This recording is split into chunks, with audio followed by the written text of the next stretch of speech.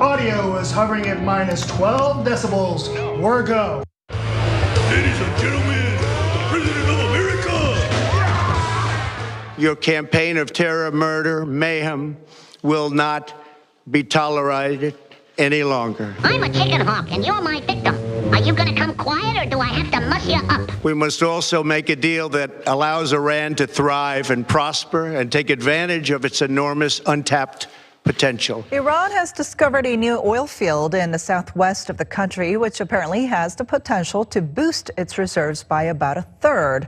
But whether it can develop it or sell it remains an entirely different question. Bomb the oil, take the oil. Bomb the oil, take the oil. The missiles fired last night at us and our allies were paid for with the funds made available by the last administration. Wrong. You're wrong. Get out of politics and get another job.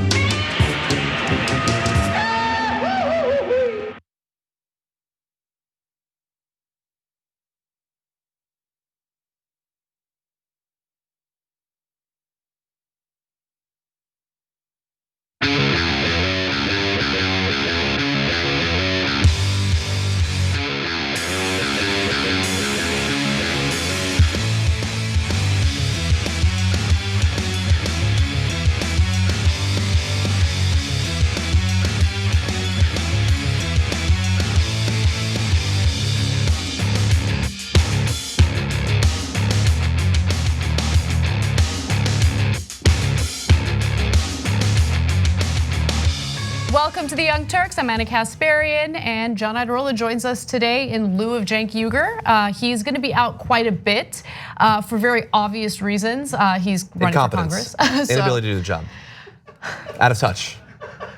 Out of touch and out of time. He's not listening, is he? No, he probably is. You never know. That one time he was watching you and Brett make fun of him. Oh God, that's true. It's hilarious. Anyway, as always, it's a giant news day, and we're going to get to everything from the updates on what actually happened with the Iranian missile attacks last night, or I should say early hours of this morning, and also Trump's address. Also, turns out that the executive branch has briefed the Gang of Eight, the senators, about the so-called intel that just justified the assassination of Soleimani. We'll give you the details on the response to that. Lots of great stuff going on. We're actually going to do something a little different on today's show. We're actually going to interview an expert on Iran. We don't do that often. Usually our interviews are reserved for the third hour of the show, the conversation. But I really felt that it was important to talk to someone who has a better understanding of what's happening on the ground in Iran and more. So we'll get to that later. Let's start off with one quick programming note. On the conversation today, I will be interviewing California's congressional candidate for the 25th district. You might have heard of him. His name is Cenk Uygur. Okay, so we're gonna do a 30-minute interview with Cenk, and then in lieu of a post-game show, we're going to interview two other congressional candidates. So we're gonna have a whole hour of congressional candidates today. Check that out in the third hour of TYT. All right, without further ado, let's get to the news. Iran launched more than a dozen ballistic missiles against 2 US military bases in Iraq. This was a story that broke as we were on the air yesterday, but we had few details of what was actually going on. There were no reports of casualties at the time, and I'm happy to report that there are no reports of casualties today. It appears that this missile attack was intentionally done in a way to prevent fatalities, both for Iraqi soldiers and US soldiers. And while the US media seems to hone in specifically on US lives, I think it's important to talk about Iraqis as well, and luckily no Iraqis have died as a result of these missile attacks. So let me give you some more details on what's going on. The missiles targeted the Al-Assad air base in Iraq's western Anbar province and another base in Erbil in Iraq's semi-autonomous Kurdish region. The extent of damage to the bases was not immediately clear, but no deaths or injuries were reported. The Al-Assad air base in western Iraq, which houses some American troops, was hit by at least 6 missiles, and that's according to a US defense official familiar with the situation. No US casualties were immediately reported, but Iran's Revolutionary Guard Corps claimed dozens of US troops were killed in revenge. Now, look, that's being reported by US media. It doesn't matter because the truth is that there were no fatalities, and we're happy about that. And I think that that was intentional, and I'll explain why in just a minute. Now, Iran's supreme leader said something about how this isn't the end, there will be more retaliation, but this is the kind of tough talk that you can expect from Iran or any other country that has been provoked by the United States over and over again, which is certainly the case following Trump's decision to pull out of the Iran nuclear deal, which of course prevented Iran from developing nuclear weapons. Now, last night, Donald Trump reacted in the form of a tweet as opposed to addressing the American people who were full of anxiety about an impending war with Iran. He said the following, and by the way, at this point, we don't know whether or not there are any fatalities. This is what he tweeted. All is well. Missiles launched from Iran at 2 military bases located in Iraq. Assessment of casualties and damages taking place now. So far, so good. We have the most powerful and well-equipped military anywhere in the world by far. I will be making a statement tomorrow morning, and he did make a statement today, which we'll get to later in the show. But John, jump in. What do you think about all this? Well, as it was happening, I mean, I think I felt like most people did, where I was refreshing Twitter every once in a while, seeing, is Trump going to tweet that we have invaded Iran or that we've launched attacks against their bases or something like that? And I know that now with the power of 16 hours of hindsight, a lot of people are saying, well, I never suspected that. But I think that lots of people were worried that, I mean, Trump had promised to not just respond if our assets were hit, which this represents, but to commit war crimes as a response, that he had targeted these 52 different sites. We haven't heard anything about those 52 sites since then, thankfully. But his bizarre, insane threats were certainly on my mind as I was watching this develop. Definitely, we know that Trump is the type of person who shoots from the hip. He loves to react immediately and irrationally to situations, which is terrifying, especially in situations like this. And so I was pleased that he decided not to address the American people last night. Yeah, I would be good with him never again addressing the American people. Well, I totally agree with you on that. The tweet was ridiculous, but he had to put something out there. I'm just happy that he didn't give a speech today. Now, let's go to what I think is the important angle to this story. What were the intentions of Iran? Because if Iran wanted casualties as a result of these missile attacks, they could easily do it, right? But it seems like they were planning this in a way to prevent any casualties, okay? So it was essentially a demonstration to show the United States, no, we mean business, but you don't want to escalate the situation where war is a definite, right? If there were American lives lost as a result of this, I have no question that our government would act and unfortunately escalate this to a full-blown military operation, a full-blown war, right? But here's what they did. The Iranians actually talked to the prime minister of Iraq and let him know ahead of time what was gonna happen. So when you hear members of the US government say, oh, our notification system was working, what they mean by that notification system is Iran informed officials in Iraq about what they were gonna do, and that provided enough time for people to get out of that area, right? To essentially not get hurt as a result of the missile attacks. Now, there was also an interesting exchange on Lawrence O'Donnell's show. He had Courtney Kuby on. She is a national security expert, and she gave an explanation of what these air bases are like and how this missile attack went. So take a quick look at what she had to say. Is there any indication that the Iranians would have the intelligence and the targeting ability to actually deliberately minimize or try to avoid American casualties in these attacks? Yeah, absolutely. Especially when you look at the targets. Okay, so if in fact they were targeting where the U.S. military is in Erbil at a base, they have a base there that's co-located with the commercial airport. It's an urban, populated area, literally that sits right up against the commercial airport there. If they wanted to hit, they could inflict a large number of casualties and destruction with one strike on that location. If that's what they were trying to hit, we still don't quite know that yet. And the fact that they didn't, and now is it possible that the targeting was off? We don't really know. But Al-Assad, it's this large, sprawling base.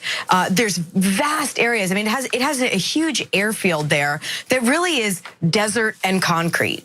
And especially when you're talking, it was the middle of the night. It was after 1 o'clock in the morning local time. It is very possible that if they were to strike, you can look at satellite images and get a sense of where the airfields are, commercial satellite images. So if they were to target those or areas of this expansive part of the base, they could go after that and be pretty assured of not injuring or killing anyone. So I thought that was incredibly important analysis and commentary. I was happy to see it on MSNBC. It's important to understand what the intentions here are, and if they wanted to, again, they could have easily killed people and they could have escalated the situation further. I'm glad that this was a demonstration, almost like a warning to America, hey, we're not kidding, we're willing to use force if we need to defend ourselves. And I think the fact that they didn't kill anyone luckily led to the type of response that Trump gave today, which makes it appear as though he's willing to back down a little bit, and that's important. But we also don't know whether the retaliation is over, because remember, there were some Hezbollah fighters who died as a result of the US's drone strike, and Hezbollah is saying that they want retaliation. My point is, Donald Trump's actions in assassinating the top military commander for Iran without really thinking about strategy or the ramifications was a disaster. Right now, it appears that things are calming down, but it's important to understand that you can't shoot from the hip and you really do need to have a strategy when it comes to these types of situations. Yeah, and if it had gone differently, whether intentionally or not, they could have been trying not to hurt anyone, but they still could have hurt someone. Right. Then maybe Trump would have felt like he had to make good on the insane threats that he'd been making. Obviously, it's a good thing that nobody was hurt, but the fact that this appears to be, this big thing where all of these ballistic missiles are used as a show of force, when we know they have a military, we know that hypothetically they could do it, that a demonstration is necessary. It's like the purest distillation of how stupid and pointless all of this is. Right. That all of this is just pointless posturing between people on both sides, the leadership of both America and Iran, who will never be affected by any of this. It's all just them pursuing games. Maybe they want to get reelected. Maybe they think that someday it'll help them in a negotiation somewhere. It has no effect on the actual people that live in either of these countries.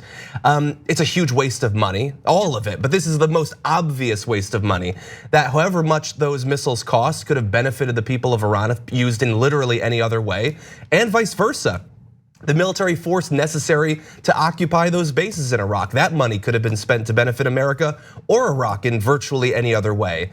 And when a situation like this develops, we get into it, and day by day we're breaking down all the developments, but all of it, even just in a time sense, is a complete waste in comparison to the actual problems that are facing the people of all three of the countries involved in this. Look, it's so stupid and so pointless. I 100% agree with you, but look, let's talk about rational actors, and I'm talking about that in a political science sense, right? So Iran, in my opinion, is a rational actor here because they've been provoked by Donald Trump over and over and over again. I mean, think about the various times the Trump administration has sent troops or sent military equipment and provoked Iran, and Iran actually didn't really respond, right? The sanctions, that is a form of economic warfare. Trump has slapped sanctions on Iran to the point where the economy is crumbling and the people of Iran actually started protesting. And that's exactly what the US government wanted. They wanted an uprising in order to push for regime change in Iran. And Trump decided to do something very counterproductive for his agenda, which is assassinate Soleimani. And then what did that lead to? People actually coming together in solidarity in Iran, right? Now, I say all this because through all of these provocations, Iran has avoided taking any type of military action against the United States. But after you kill their top commander, what do? I mean, if you're a rational actor, and I know we're Americans, so I understand that's our identity and we're going to stick up for America, but we also have to take accountability for when our government does the wrong thing. And so if not all Americans feel bound by that. Well, obviously. But we try to. Right, we try to, exactly. Because it's important to be honest and fair when you talk about these incredibly important situations where human lives are at risk.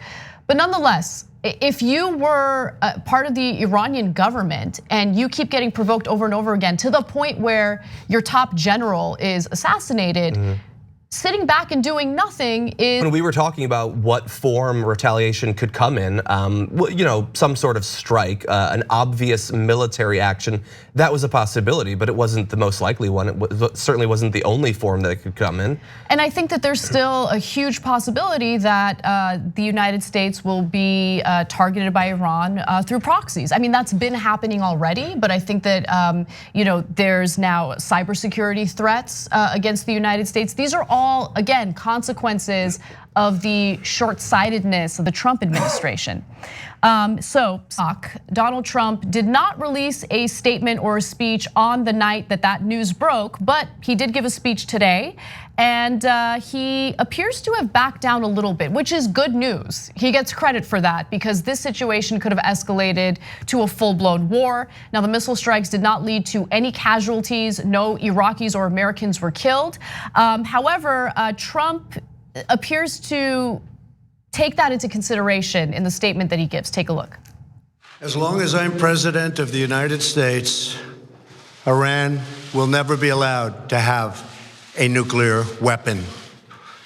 Good morning. I'm pleased to inform you the American people should be extremely grateful and happy.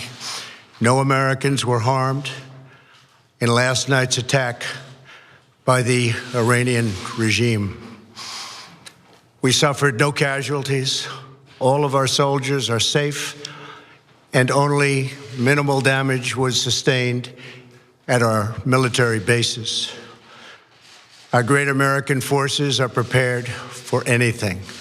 Iran appears to be standing down, which is a good thing for all parties concerned and a very good thing for the world.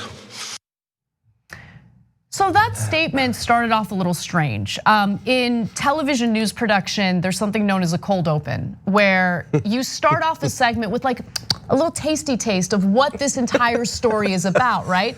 And then you give a little more context and then you go back to the heart of the story. It's like a James Bond movie, basically. I wish it was that exciting, but it's not. It's his statement or the rest of the beginning of his statement. So let's watch the very beginning of that again.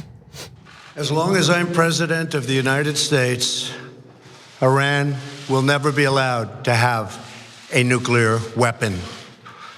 Good morning. What? I don't. Okay, so first of all, I don't understand that. Donald Trump's actions in pulling out of the Iran nuclear deal did what? Well, yeah, it's obviously misinformation that he's spreading. Right, so he starts it off with a flat out lie.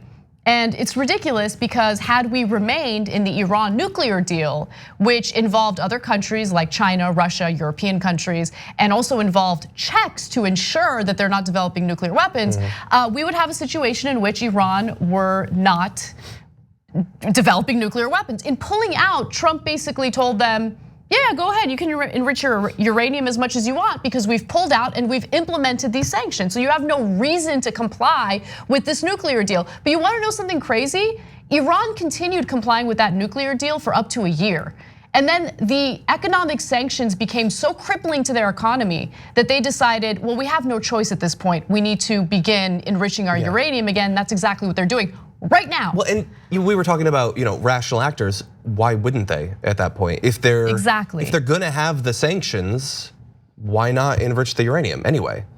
It doesn't make any sense. No sense, exactly. But unfortunately, the people who don't have a problem with that opening statement are the same people who've been fed these lies over the past few years from Fox News that Obama signing the deal that made it impossible for them to develop nuclear weapons actually ensured that it would happen. And getting rid of that and them now promising that we will resume enriching uranium, that actually makes it impossible. It doesn't make any sense. It doesn't take a 5-minute YouTube video. It doesn't take 20 seconds to explain how nonsensical that is. So the good news is that Trump says, or at least implies, that he will not pursue Iran militarily, that he's gonna focus on more sanctions, and he clarifies that point in this next clip. As we continue to evaluate options in response to Iranian aggression, the United States will immediately impose additional punishing economic sanctions on the Iranian regime. These powerful sanctions will remain until Iran changes its behavior. So which behavior? Let's just quickly note that any additional sanctions really have no impact on Iran. The sanctions that he's already implemented and the fact that he has coerced other US allies to avoid doing any business with Iran has crippled its economy. I mean, it's really not gonna have much more impact. In fact, let me give you this statement from Ryan Fahey, former Justice Department prosecutor. He says, sanctions now touch every part of the Iranian economy and are unlikely to have any further impact. So, but you know what, that's fine. I'm just happy that Trump is not going to continue escalating the matter, at least for now. Well, outside of the ways that he is. So, okay, they might be limited in how much more effect they'll have, but they are an escalation. Sanctions are, they're not gonna see it as fun that these sanctions are increased. He says that he wants NATO to be more involved in the region, and he made no promises in that statement that the US would be leaving the region. They have said since the attack against Soleimani that one of their goals now is the US pulling out of the entire region. Our maintaining our presence there will be seen as a provocation from the point of view of Iran. NATO getting more involved, I don't even know what that means. Many of the NATO powers were involved in the Iran nuclear deal that he pulled out of, but it means something, and they were likely to find that to be provocative. He's also been on the record multiple times talking about how he doesn't see any value in NATO. Exactly, yeah, it was a weird switch up in that. But then also, a couple of days ago, they said they're going to renew enriching uranium. And he just said, they need to change their behavior and we're not gonna allow them to have a nuclear weapon. Well, they've said that they're on the path to developing one. And so, look, I know that the media frequently is they're so eager to give him credit, but this de-escalation speech involves some economic escalation and also sets up possible confrontations in the future. Yeah, no, let me be clear about something. I give Trump zero credit. Okay, good. Trump is did you think I was giving him credit? No, I don't mean you. I'm saying that at the moment, I'm relieved that he's not going to escalate the situation militarily. Look, I'm glad that he didn't nuke their capital. I'm glad about that. And look, Trump, again, is someone who is thin-skinned, is very irrational, emotional. At any moment, he's unpredictable. You don't know what he could do. So after those missile attacks were launched by Iran, I was terrified that we were gonna start bombing Iran. We're gonna start sending our military there. Me Who too. knows what he's gonna do? So I'm relieved, but I don't give him credit because he's the one who escalated the situation in the first place. Now, don't be fooled. I mean, he kept talking about military might and how strong the United States is. So he's still gonna use the same strong language, and you're gonna see it in this next clip. But look, it's important to note that engaging in another war is not a popular, people kept saying like, oh, Trump's just looking to get reelected, that's why he's gonna start another war. But it's not 2008, it's not the early 2000s. Things are a little different now. People are exhausted and they're fatigued from all these wars, and it is not a popular position to take. Invading Iran is not a popular position to take.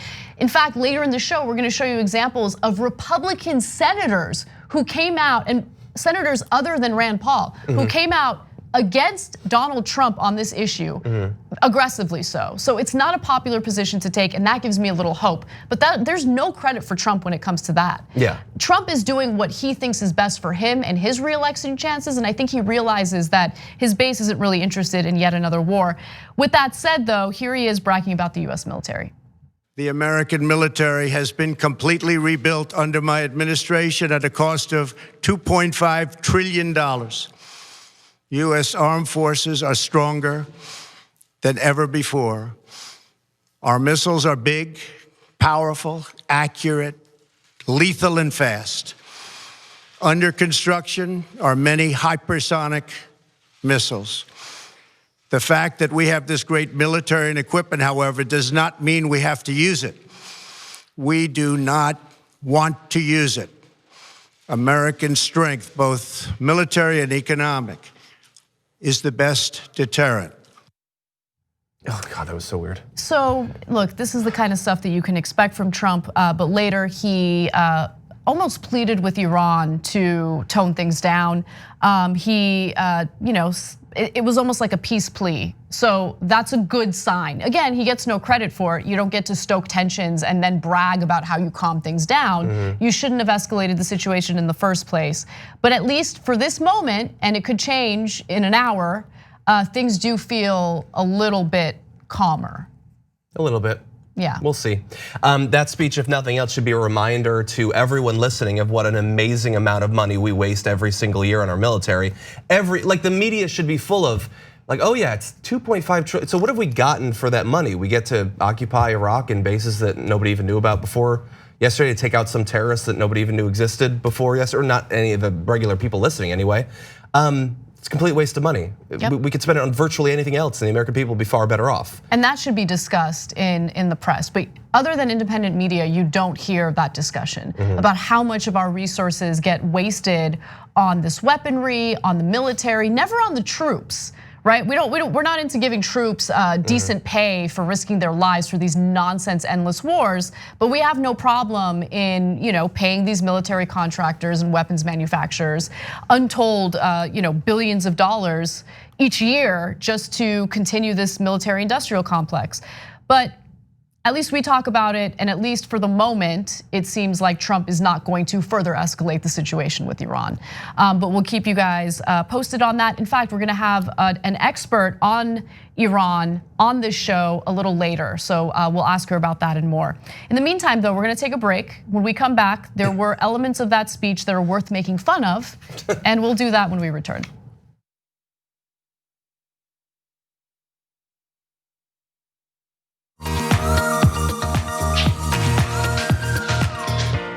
Magic. It's showtime.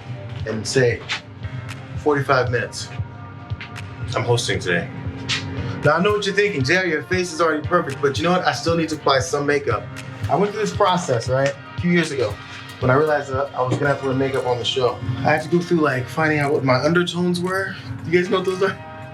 I got my MAC Cosmetics. It says SPF 15 foundation, broad spectrum. But apparently what I have is red undertones, and I think pores are not supposed to be seen. I need all these things to be confirmed for me. These sponge things don't work for me. You gotta use your hands. This I did. That's how the magic really happens. So we're gonna go through a tutorial, how to make the magic happen from beautiful to beautifuler. Let's go. I've already been moisturized, that's the first thing. But moisturization already happened. We go raw. All hands. Pick up a couple streaks. This is the guy way of putting on makeup. We got dots.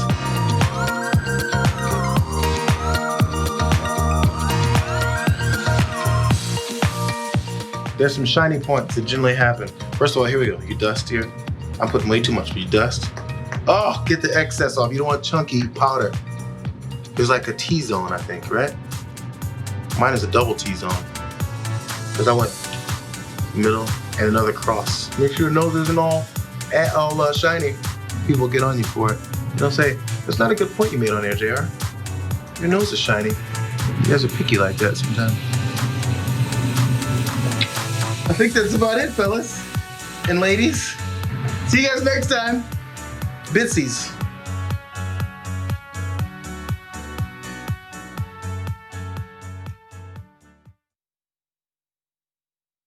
this isn't Anderson Cooper. If you say some BS, I'm not simply gonna let it slide and then move on to the next thing.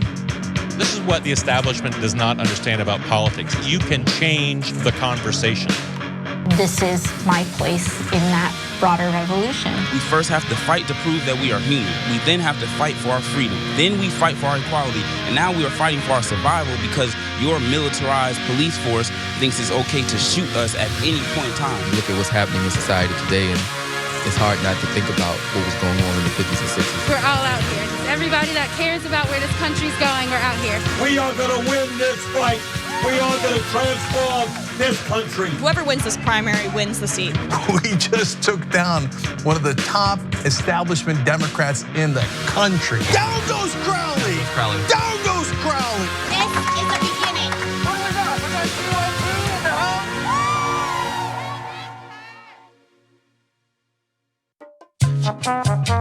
Best moment of my life, I guess, would have to be when the kid was born. Like, you know, because suddenly that meant I served my purpose. Very close second, the day we sold Clerks. That changed my life. In fact, Harley wouldn't have been born if I hadn't sold Clerks, so that noise. Clerks, probably the biggest day, best day of my life. It led to everything else. I got the wife and the kid because Clerks happened. So don't tell the kid the Clerks.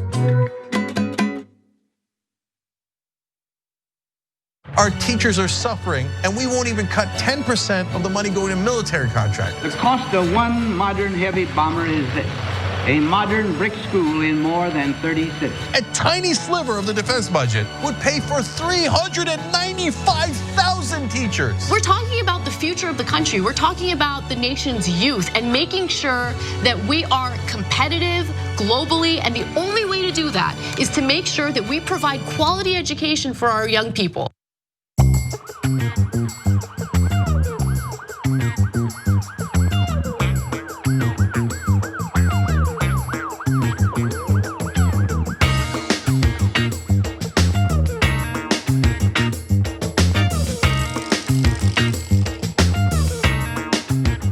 Hey guys, welcome back to TYT. A few member comments before we move on. I actually want to read, I bathe in a very stable genius's tears.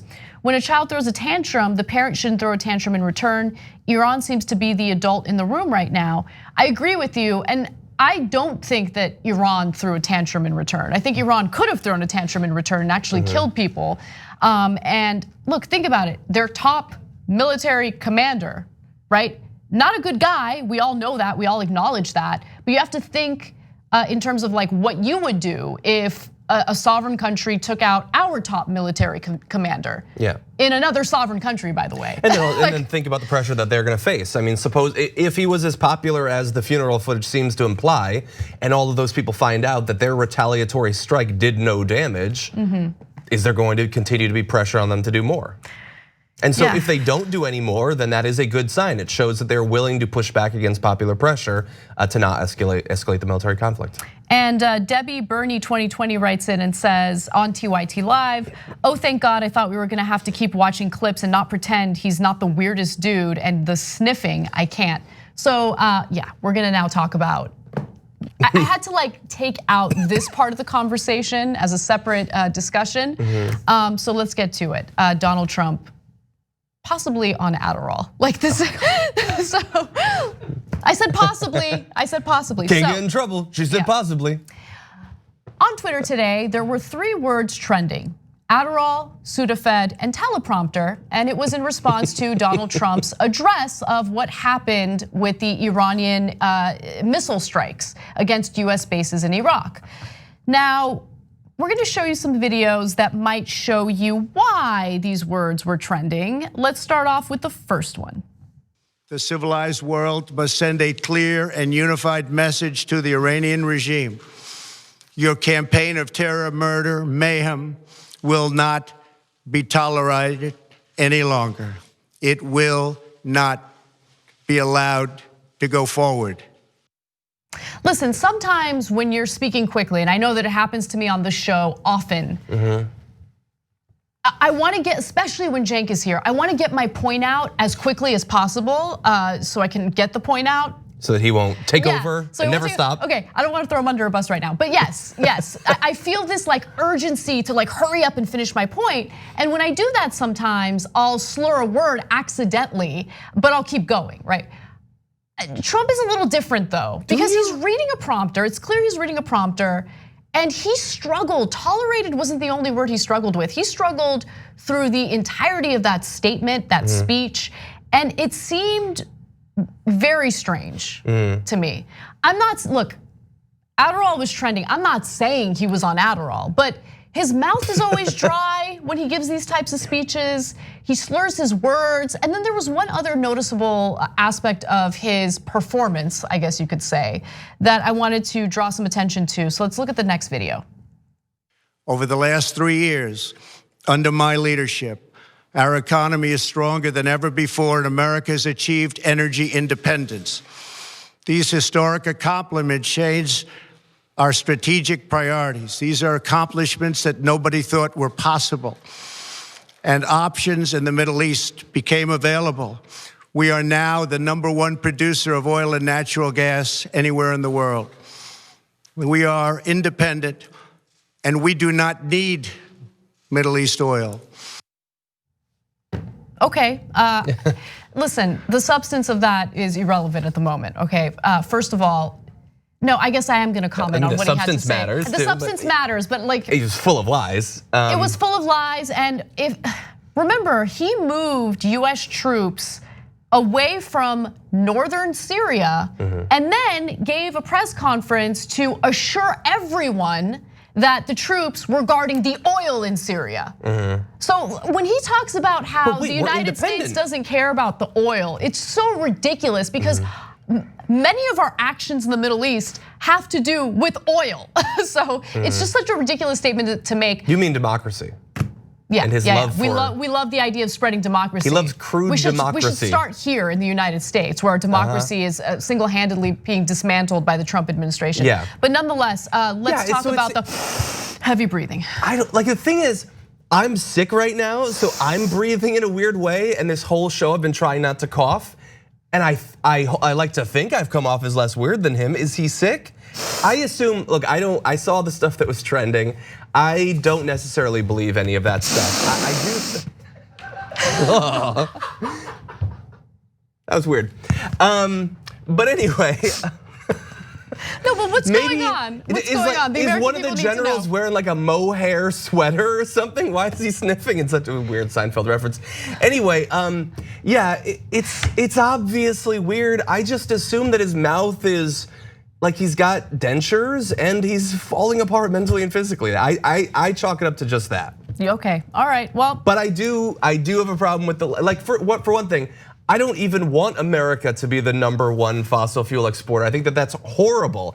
But if you think it's good, you should probably care that we've been that way since like 2012. He wants to imply that he just did it last Tuesday or something. No, it was back under Barack Obama. If we're independent of Mideast oil, I don't even know what that's supposed to mean. The oil prices are set internationally and all that. It's sort of a nonsense statement the way it was used. Then we have been that way for closing in on a decade at this point. And so, he couldn't even just have a thing where he's like, look, I didn't launch us into World War III, now clap for me, people. He also has to throw in a bunch of lies, and that's why I said on my show, while he was sort of de-escalating with Iran, he was definitely like upping the tension with Barack Obama. He kept bringing up and using lies to attack the former president during that speech. All right, so back to Adderall. So some of the common side effects for Adderall include perspiration, so you perspire. Some people experience that. Impulsive behavior and insomnia. And we all know that he doesn't sleep much. I'm not saying he's on Adderall. I'm just saying that certain stimulants tend to do that to people. And it's just- Does it make you sniff? What's the sniffing? That I don't, well, I mean, cocaine is a stimulant. I don't know if he's on cocaine. I'm not- There's a lot of things you're not quite sure he's on. I'm just putting these things out there, okay? don't know. I'm not saying he's doing these things. I'm just saying that there are possible explanations out there that should be explored. You're just worried for him. I'm very concerned about You're a good Donald person. Trump. Yes. Let's move on before I get myself in trouble. I think you're there. Yeah, so. You think I'm there? No, Come I'm kidding. on. You're good. You're good. Please, no, like these disgusting right wingers accuse the left of the most heinous, ridiculous things. They smear people, they lie about people constantly, and then they'll turn around and they'll point to conversations like this and make us to be the bad guys. Go ahead, come at me, come at me. I think that he's on something. That's what I think. I'm not saying that's what he's definitely doing. That would be defamation, right? Yes. But I believe that he might be using some sort of stimulant because his behavior is erratic. He always seems a little sweaty, and he slurs his words and always has dry mouth. I mean, look, the symptoms you've pointed out, those are accurate. We've seen those for a long time. It's a suspicion, and I believe I should share my suspicions with the audience. Okay. So let's move on to other news. Stephanie Grisham is the White House press secretary. I mean, she doesn't give any speeches, she doesn't address the press, she doesn't actually do anything. She gets paid. She gets paid for it, and every once in a while, she will try to clap back at reporters, and that's what happened recently. And unfortunately for Grisham, it demonstrated that she has no idea what's going on in the Trump administration, the very administration she's working for. And it also demonstrates that the Trump administration is completely chaotic and unprofessional, to say the least. So let's give you the details of this story. Now, yesterday, Iran launched missile attacks against US bases in Iraq. The American people wanted to know what was going on. They wanted to know whether or not there were any casualties. And they also wanted to know what Donald Trump's response would be. And so there was a tweet put out by reporters at CNN to let people know, hey, the White House is scrambling to get things in order and eventually have Trump address the American people. So here's one particular tweet. Aides are making urgent preparations at this hour for Trump to address the nation, per Jeff Zeleny. The specific timing to be determined and could be delayed given we are still learning info, but two officials say a speech is being prepared and plans are being made for Oval Office address. Now, in response to Caitlin Collins' tweet, Stephanie Grisham writes, "This is not true, was never true, and no one even attempted to confirm with the press office before tweeting. In a race to be first to break news, the public once again falls victim to irresponsible reporting by CNN." Okay, except here's the problem. Impressive. Trump put out a tweet indicating that they're preparing for a statement. And I like that CNN responded to what Grisham accused them of, because this is 100% true. The most shocking thing about this statement is that press secretary, or the press secretary, is completely out of the loop in her own shop. CNN's reporting that preparations were being made for an address was 100% accurate and was confirmed with multiple White House officials. Nice try. And as I mentioned, I like spicy for an official PR tweet. Good, good. Yeah. Good, the spice is welcomed, okay? And so Trump had tweeted earlier, all is well. Missiles launched from Iran at 2 military bases located in Iraq. Assessment of casualties and damages taking place now. So far, so good. We have the most powerful and well-equipped, blah, blah, blah. And he ends it by saying, I will be making a statement tomorrow morning. So he makes it clear that they're preparing for a statement. CNN did nothing wrong. It's just the right wing's obsession with immediately jumping on certain news sources that they think only report fake news about Trump is ridiculous. Yeah. And also, look, who cares about them attacking CNN? That's really whatever. It's fine. For me, the biggest issue is that she's the press secretary, right? She has no business being a press secretary, and more importantly, it's chaos within the executive branch. When your own press secretary has no idea what's going on, you have members of Trump's administration constantly contradicting what he says on the record. I mean, the latest example was Trump saying, "Oh yeah, we're gonna go after those cultural sites in Iran. We're gonna target 52 cultural sites in Iran," and there's nothing wrong with that. And then you have Pompeo and Esper denying that they're gonna do that. I mean, it's constant contradictions. It's already out there. This is not like a leak or unconfirmed reporting. It's sitting there on Trump's Twitter, and it's the weirdest things that they get into this back and forth on. But of course, there's no consequences.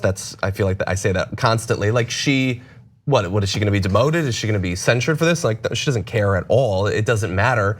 Yeah, and one of the things that's bothered me the most is not that in these various ways, Trump doesn't want to be bound by the normal sorts of norms or whatever in terms of having to be relatively transparent with the media, potentially consequences coming from the legislative branch when you break the law.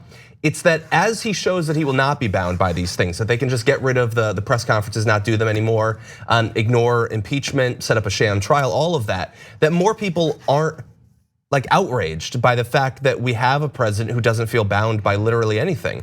Doesn't even feel bound by pretending to care about the truth when it comes to the people who are his official representatives for the press. Trump is a reflection of America. And I know it's like a harsh thing to say, but it's true. Even if Hillary Clinton, his opponent, won the popular vote, the truth is he doesn't face consequences because we're not fighting hard enough. We should be fighting against the gerrymandering that's taking place, the voter suppression that's taking place, the way that this system is specifically rigged to help people like Donald Trump rise to power. It's not enough to put out a few tweets and express how upset you are. You have to go out there and organize, mobilize, and fight, and not get distracted by mainstream media attempts to smear members of our own movement, which happens all the time. I get it. We all wanna be kind to one another. We all wanna be perfect. We all wanna pretend like we don't have inappropriate conversation with our friends behind the scenes, but we're all human, right? And so don't allow people in positions of power to distract you with nonsense. Keep your eye on the prize. We need to save our democracy. We need to focus on what matters, and we need to fight to get people the right to vote again in places throughout this country where that right has been taken away. Yeah. All right, so John, thank you for joining me for hour one. When we come back, we're gonna have a wonderful interview with an expert on Iran. And then later on, J.R. Jackson will be joining me for hour two. Awesome. All right, feel better.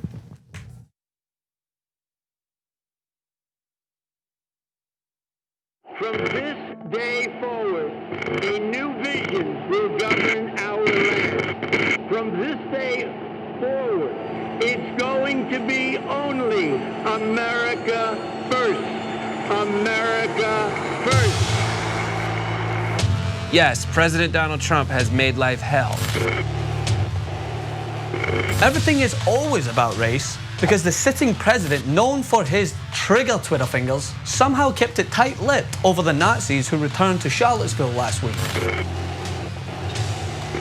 If Republican politicians genuinely cared about all lives, we wouldn't be facing the largest wealth redistribution in American history. Trump, who claims he wants to make America great again, but isn't really interested in protecting the little guy, just withdrew Obama's memo and told collectors that they're free to go back to screwing over struggling Americans with fees. This decision will impact far and wide, especially, and listen for the irony here, those who already pay more out of pocket each year due to soaring internet package prices. There's a ton of racist monuments in America. White supremacy is still put up on a pedestal. Of course, more white people are killed by police. White people make up more than 75% of the US population. So you can justify your bigotry and feel better about saying these things at dinner, polite dinner conversation with a side of racism and home fries. Does the president normally watch these kind of anti-Muslim videos that have been posted by this group? Here's a list of what the president watches every day. It goes cartoons, Fox and Friends cartoons, followed by, at noon, it was a bunch of Civil War documentaries for like 6 hours. But he claps at all the wrong times.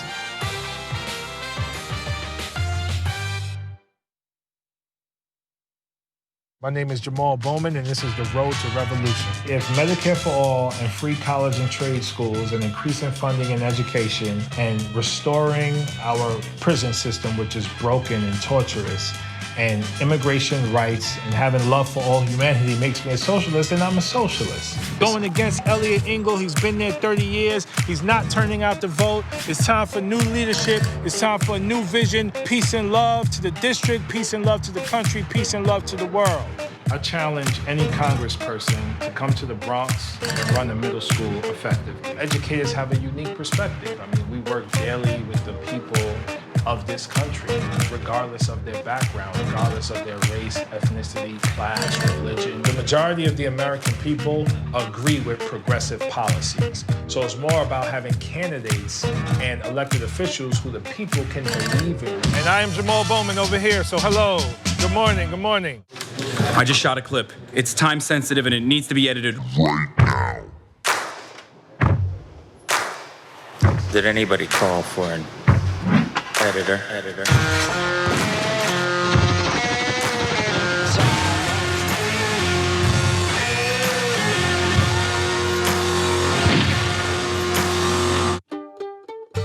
Need this in an hour.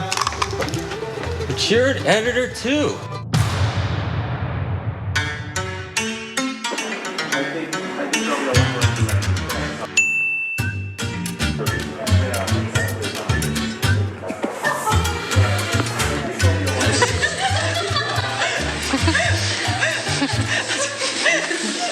That's how you knew when I smacked it back that I like. Say hi to the camera. I don't like this.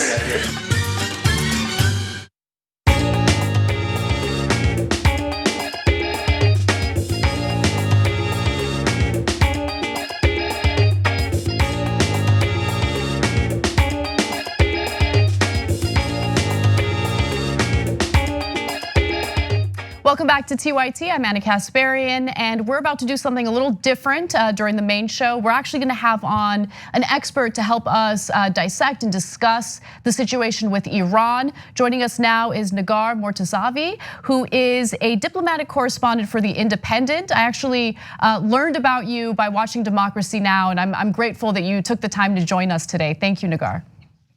My pleasure. Thanks for having me. So I wanted to kind of get your thoughts on how Donald Trump handled his speech today, because there was a lot of fear and a lot of anxiety that the United States would respond to Iran's missile attacks against US bases with more aggression. But it seems like he's backing down. At least that's my read of it. But I wanted to get your take. I agree with you. It seems like we won't see an escalation today or an imminent war, at least for now, because of the way I believe the retaliation was designed by Iran. It seems like they made it precisely in a way, or even tipped off Iraqi forces to make sure there will be no casualties. And we see that there are no casualties, American or others. But then basically use this as a warning or a deterrence to show the US, as the Iranians have been saying, and now Iranian experts are also telling me that they are capable and willing to attack American bases from Iranian soil publicly. They're not going to hide behind other forces or proxies. They're going to do this and stand behind it. And I think the way it was designed with no casualty, basically the red line that President Trump has he drew over the summer as well, with that no casualty, they offered an exit route out of this situation, which everyone was really worried that might escalate. And they offered this exit ramp, and President Trump took it, basically. Without that casualty, it seemed like it was a one-off, an attack for an attack, but not blood for blood. But also Iranians see this as a deterrence. So Ayatollah Khamenei said something about how, look, this is retaliation, but this isn't nearly enough. He somewhat implied that there's more coming. And I wanted to get your thoughts on that, because oftentimes, you hear a lot of tough talk in order to deter any other or further aggression. But there's a lot of frustration and anger about US provocation. It's not as though what happened to Soleimani was the only provocation. This has been happening under the Trump administration from the moment he pulled out of that Iran nuclear deal. So what are your thoughts about further retaliation from Iran? Yeah, we have to remember this proxy war between Iran and the US has been ongoing, and that is not going to stop. That is going to continue. This is not a ceasefire to that. But the retaliation for targeting Qasem Soleimani, which Iranians really saw or portrayed as an act of war, a massive aggression, that they were shocked. Nobody expected that to actually happen by the US basically assassinating a foreign official on another country's soil. It came as a big surprise, and the Iranian hardliners, the supreme leader himself, had been vowing severe retaliation for that. At the same time, there's this sense among Iran experts, at least that I'm talking about, that if Iran didn't respond at all to in like this big show of retaliation, something flashy they can play on TV over and over again, if they didn't do this deterrence, then it would mean that attacking them, this type of major aggression, will have no cost. So there's obviously a camp here in Washington that thinks attacking Iran, even invading Iran or bombing Iran, is not going to have any cost because the US military is so big and mighty. And it seems like the Iranians wanted to show that the cost of that is going to be severe. And like I said, they're willing and capable. Maybe they're not capable of hitting the White House or anyone here in Washington, of course, but at least they're capable and willing to attack US bases in the region. But then at the same time, not willing to start a full-on classic war with the US. That's why they offered the exit ramp that I was talking about. So I'm glad we talked about what's happening currently, but it's also important to understand how the United States got to this situation with Iran in the first place. I feel as though the way the media has covered US-Iranian relations has been incredibly shallow and surface level, because in order to really understand it, you need to look into the history of US-Iranian relations. And so you had a great tweet that I wanted to draw a little attention to. You wrote, "Every American has heard of the hostage crisis in Iran, but most have never heard that a few years later, our Navy killed 290 Iranian civilians, including 66 children. Both sides have a long list of grievances against each other. This fight is not one-sided." And of course, there was a US orchestrated coup in, I believe, 1953 that overthrew the democratically elected prime minister of Iran. And so I was hoping that you could maybe talk a little bit about why Iran feels such hostility toward the United States in the first place. Sure. So the anti-American sentiment in Iran didn't come out of void, or it's not because Iranians are Muslims or they hate the West or freedom or anything like that. Like you said, we have to go back and look at least recent history. So the US orchestrated coup against Iran was just in the 1950s, less than a century ago. And that's a vivid memory in the Iranian psyche. Basically, the understanding is that there's this other country that's powerful, mighty country that can always undermine our governance, our regimes, or a democratically elected official. At the same time, there's been this list of grievances that I'm talking about, the civilian airline, a major one of them that is also something that many Iranians still see as an unresolved problem with the US, but many Americans don't even know about it. I talked to some of my friends and colleagues, and some of them have actually never heard about it. Whereas a grievance on the US side, something like the hostage crisis, attacks by Iranian proxies, Iranian Revolutionary Guards having US blood on their hand, all of that is something that's over and over repeated in the US. And specifically with this administration, it seems like officials are trying to portray this as a completely one-sided 40-year war of escalation. I think it was Secretary Esper saying it's been Iran who's been escalating and escalating against the United States in the past 40 years. And that's just not how it's played out. So I want to look to the future and the possibility of actual peace among the United States and Iran and other Middle Eastern countries. And so I know in my mind who the best leader in the United States would be in order to handle these types of foreign policy issues. I wanted to get your thoughts on it. Now, ideally, after 2020, Donald Trump would not be the leader of one of the most powerful countries in the world. But out of the Democratic candidates, out of the options that we have available, based on your read and your expertise, who do you believe would handle the situation with Iran appropriately to de-escalate the situation? Well, I'm not going to endorse any candidates or tell people how to vote. But out of all the Democratic candidates, I think the foreign policy agenda in general, and specifically the Iran file, of the Bernie Sanders team has been the most extensive and the most informed. Bernie Sanders is the only person who talks about the 1953 coup. Bernie Sanders is the only person who talks about Iran's prime minister, Mossadegh. Bernie Sanders is the only one who talks about how this form of escalation is just not going to lead anywhere. He's someone who opposed the invasion of Iraq and now makes clear comparisons to Iran. Of course, others like Elizabeth Warren and other progressives have made similar good comments. But I think as far as the extent of it and the grasp and the understanding of the foreign policy, it's been the camp of Bernie Sanders that's been most consistent and not afraid of taking a position that sometimes is not necessarily very popular. Yep, well that's certainly something Bernie Sanders is known for throughout his political career. Nagar, thank you so much for taking the time to speak to us. I appreciate your expertise and I hope you'll come back soon. My pleasure, thanks for having me. My pleasure. All right, have a good night. And for everyone watching, we're just gonna take a brief break. And when we come back, Jared Jackson will join me for the second half of the show. We'll be right back.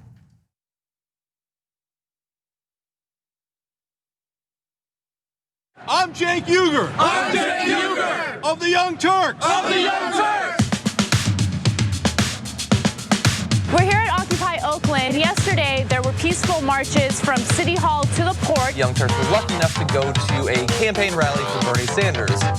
However, the protests did turn ugly during the nighttime when a group of anarchists attempted to occupy vacant buildings. You see graffiti all over the place. There was a bonfire in the middle of the street.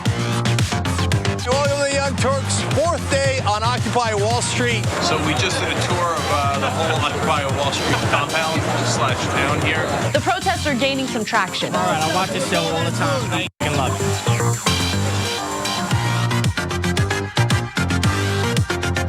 We can make it happen. It's amazing what's happened.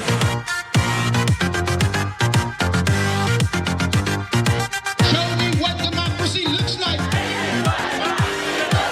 And all of a sudden, everybody feels hope.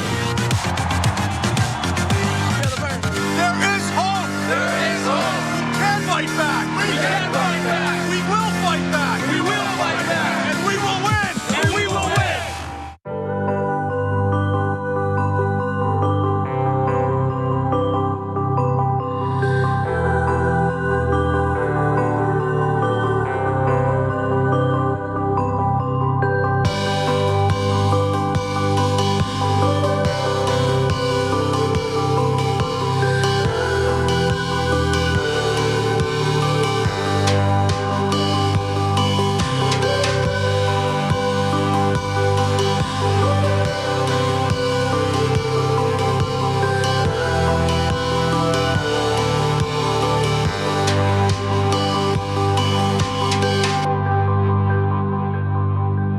Never in my life did I think I would like to see a dictator. But if there's going to be one, I want it to be Trump. Tick-tock, tick-tock. Where's the line? We've crossed every line you can imagine. We are a socialist country. It's socialism for the rich. Tick-tock, tick-tock. You don't have to know the truth, just believe what they tell you. There is no bounds to their monstrous hypocrisy. Tick-tock. I think we're gonna win the Senate in 2020. And I think we're gonna have the House, and I think we're gonna have the presidency. Tick-tock. And in 2020, we're going to clean your clock. And we're gonna run you out of town. And we're gonna have an actual democracy in this country. November of 2020 could also be potentially the greatest day of our lives. Let us whisper of a dream.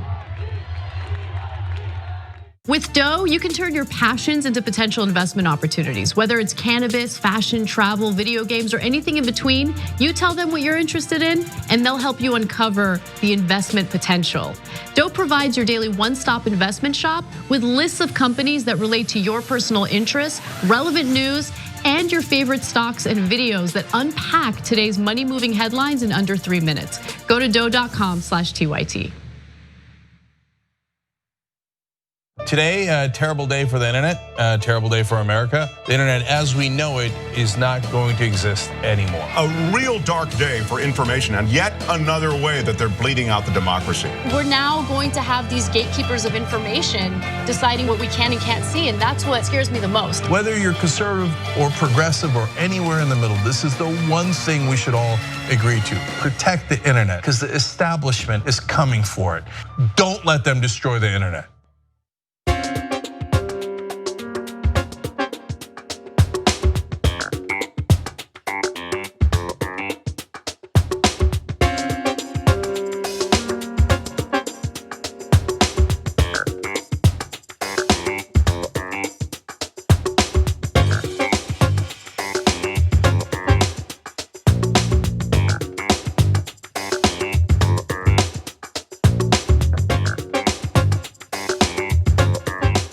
Welcome back to TYT, Anna and Jared Jackson. Yo, Jared Jackson. Hey, I'm not sure if this happened in the first hour, but someone got John sick. Yeah, I'm actually, listen, I'm terrified that John is gonna keep getting sicker because that would be a disaster. I don't know if you guys know this, but Cenk is out a lot lately, and we need John. We have, look, everyone here wears many hats, but it's crazy to expect JR, you do a lot, and then last minute asking you to fill in, that's a lot. So thank you for doing it. We'll see how this all turns out. But you know what, you're right. The more thing I'm afraid of is John getting me sick. Well, yeah, I'm scared of that too. Oh God, that would be a disaster. Anyway, let me, quick note, just a place where you should be keeping your money if you want to keep it in a good institution that's ethical. Aspiration is a wonderful place that does not invest its money in dirty companies or the fossil fuel industry. You can learn more by going to aspiration.com/TYT. With that said, I do want to read some member comments because there were a couple people who were very nice to me, and I like it when people are nice to me. So our member Susan R26 says, Nagar, the expert that I interviewed in the last segment, is a great expert to have on. I'm so proud to be a TYT member. Keep it up. Thank you. I don't know if you do this, but I love watching other progressive shows when I'm not working. So I'll usually have it on while I'm, cooking or doing some cleaning around the house. Right. And so I heard Nagar on Democracy Now, and I was really impressed with her, which is why I wanted to have her on our show today. You said Democracy Now playing in the background? Democracy Now or the Michael Brooks Show, that's my fave probably, because he's funny. And Democracy Now is great, but it's not really funny. Yeah. It's very serious.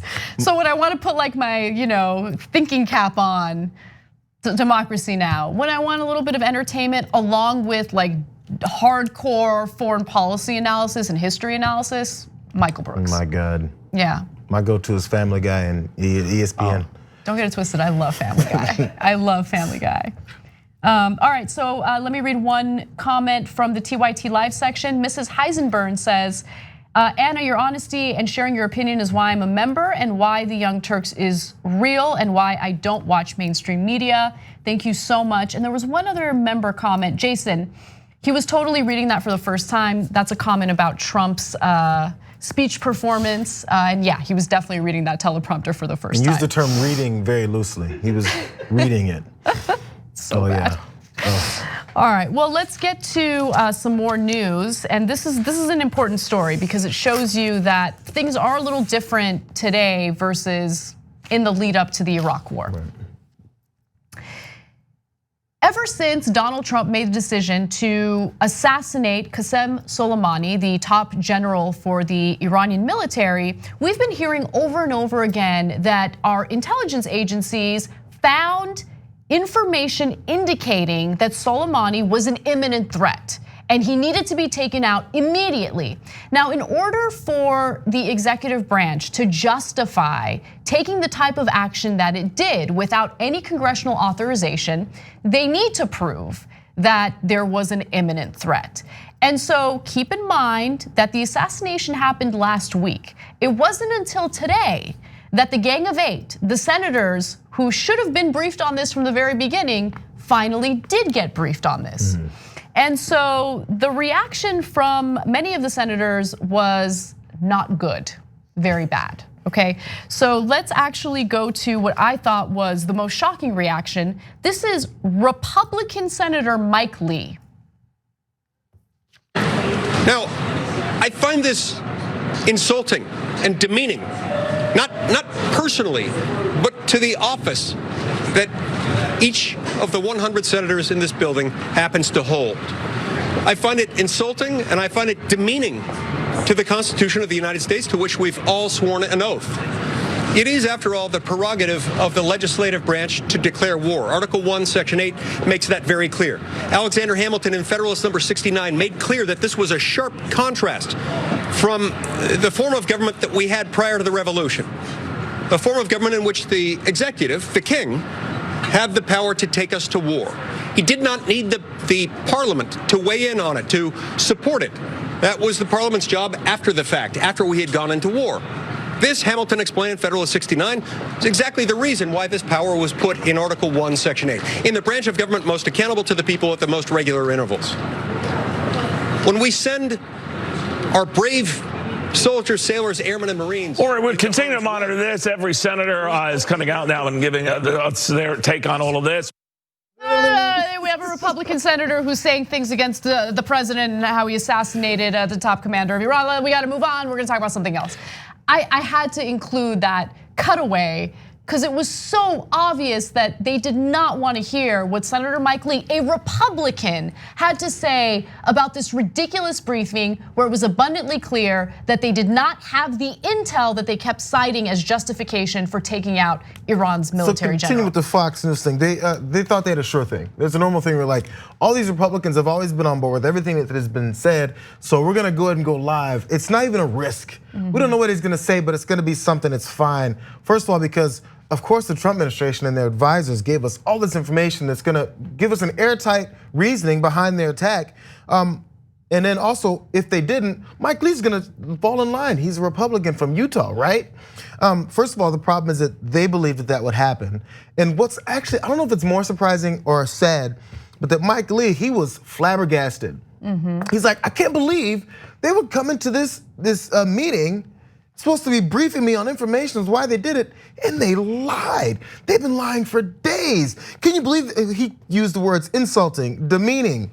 He was really like mad that they came in there and with this unserious news and information as he was given. How many times are they gonna buy it? Okay, Donald Trump has been lying to us since the first day he was put in the spotlight. Not even politically, since he's put in any kind of celebrity spotlight, he's been lying to anybody he runs across. We haven't figured it out yet. What kind of, is there some kind of emblem he's got on under his shirt that when people stand in front of him, they just forget how ridiculous he's always been? This is a surprise to Mike Lee that everything that Trump does is a lie? No, it's not, I don't think it's a surprise to Mike Lee. I don't think it's a surprise to any member of Congress. I believe that the majority of Republican lawmakers can't stand Donald Trump. I think that they despise Donald Trump. I think his most avid defenders and so-called admirers, people like Lindsey Graham, can't stand Donald Trump. What they will do, actually, they'll stop at nothing to preserve their political careers. Now, why is it that Mike Lee is willing to speak out against Donald Trump's actions in this very particular case?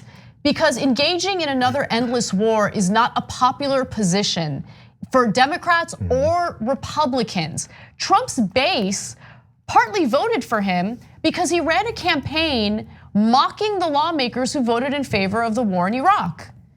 And he kept talking about how he wants to bring the troops back home. It is not a popular position, even for Trump's base, to engage in more war. Now, Fox News is gonna defend Trump no matter what, because they want to ensure that they maintain their access to him.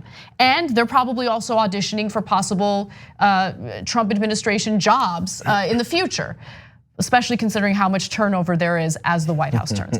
But when it comes to Republican lawmakers, anytime there's an opportunity for them to speak out and not hurt their political career, they do it. And I think this is an example. So while I give Mike Lee credit for speaking the truth in this particular case, understand that the environment makes it easy for him to do so. If his constituents were in favor of invading Iran or pursuing more military action against Iran, I have no doubt that he would do that. That's true. The first thing I do think of is politics. I don't know if he's up for any kind of, well, usually the ones who speak out are retiring or about to be voted out, so they retire ahead of the time.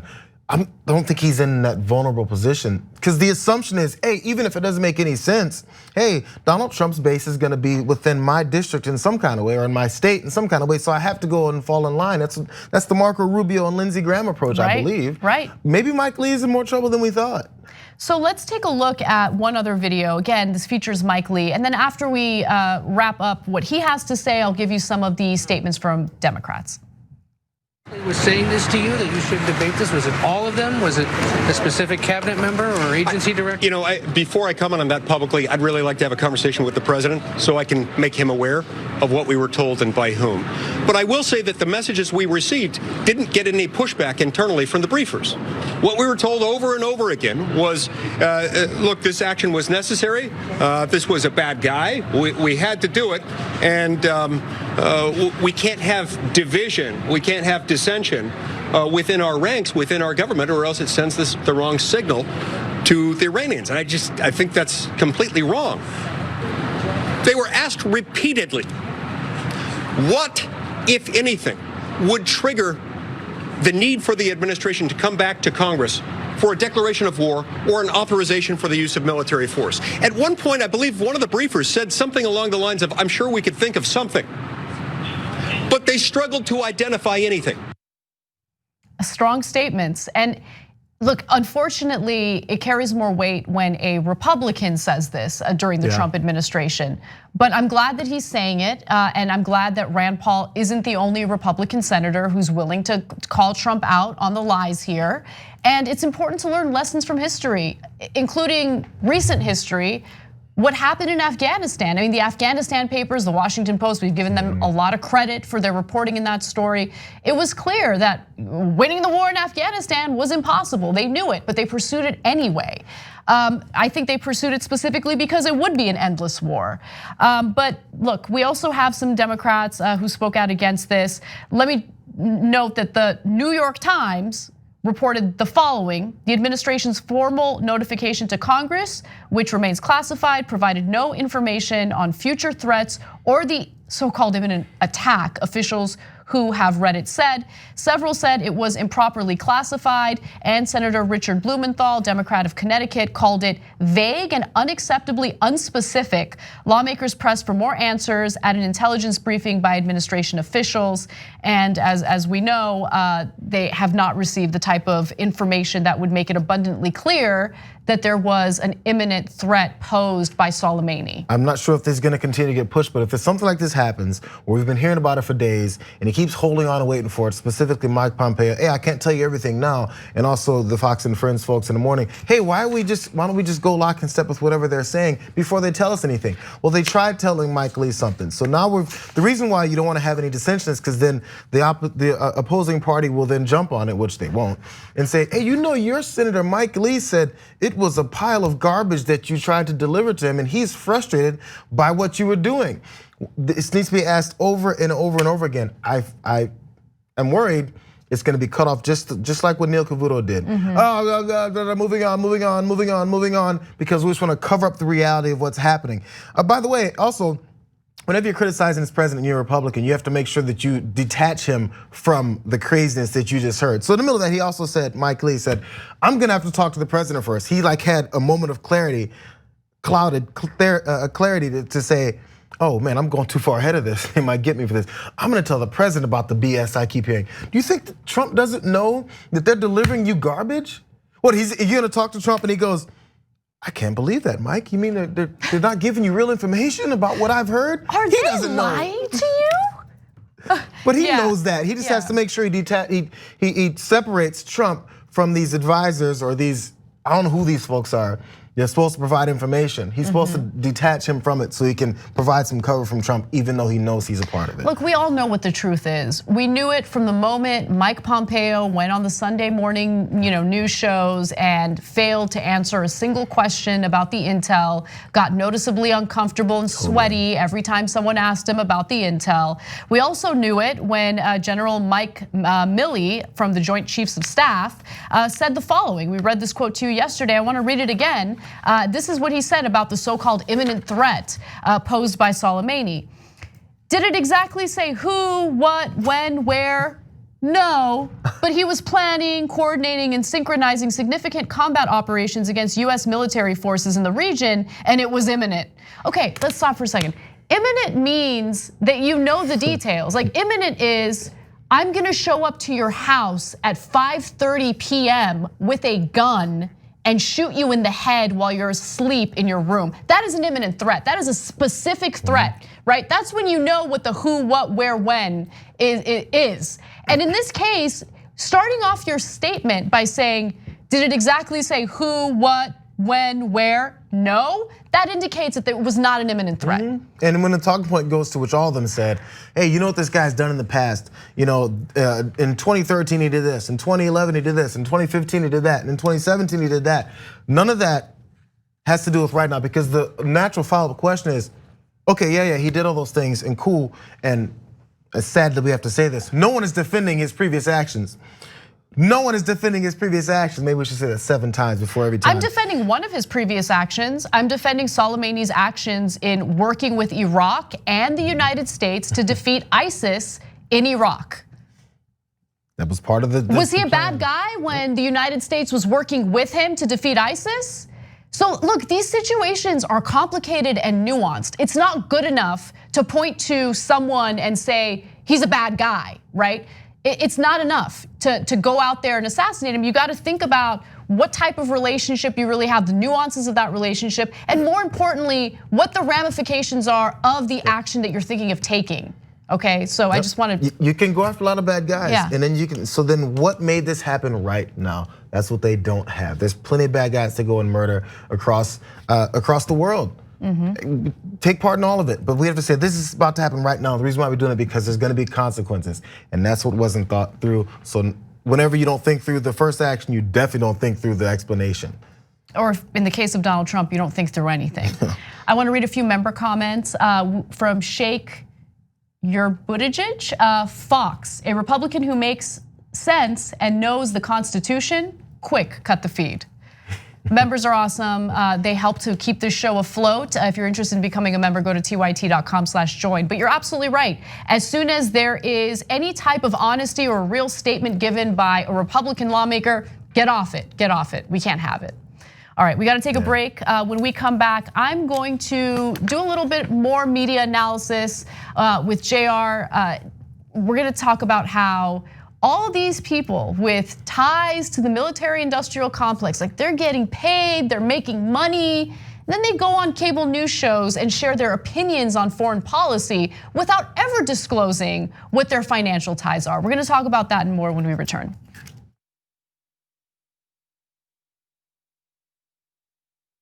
We get animated about the news. Yes, we're not the robots on TV. I actually care about the news. Guilty, I care. Senator Sanders, I'm going to do something unusual. I'm going to ask you a policy question. How dare you? That's the problem, you're the problem. Don't ever attack the Republicans. Where the is the liberal media? No, these are all establishment guys. They love the system as it is. They're all enormously rich off the system that exists. For us, this system isn't working. So what this campaign is about is trying to create an economy that works not only for the people on top, but works for all Americans. We're gonna rock the boat. We're gonna be counter-establishment. We're gonna tell people the truth to the best of our abilities, and we're gonna keep it real with them.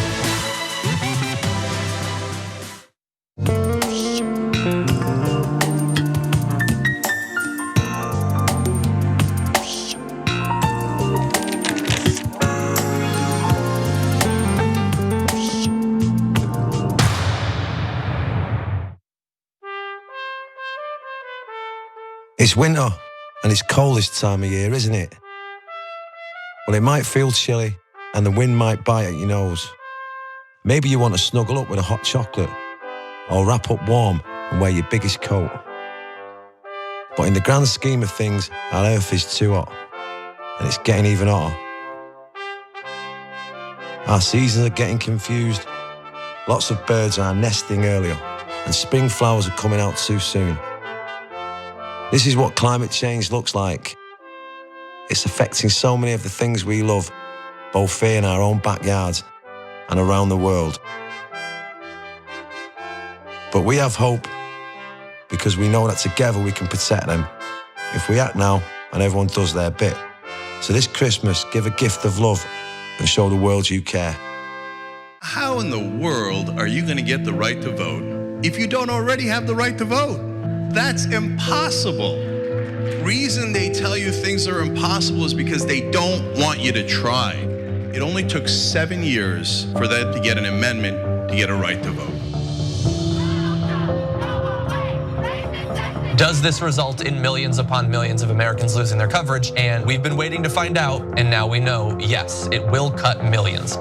Public education was supposed to be the way to equalize everyone regardless of their socioeconomic status. But if you come from a family that's poor, how are you going to afford grade school for your kids? This fight is about fairness and morality. It's about the American values. You think that black people all across the country, in every city, were all lying when they said the police abuse us and the police kill us when they should? No, of course they weren't lying. Yes, it does happen. Yes, they do get targeted more. Why are we going to put immigrants in prison for 5 years, which American taxpayers have to pay for, if we're so concerned with immigrants using up our so-called resources? We're gonna do both. We're gonna fight Trump and we're gonna fight the establishment. It's not that hard. Yes, you can do both at the same time. Go tell them.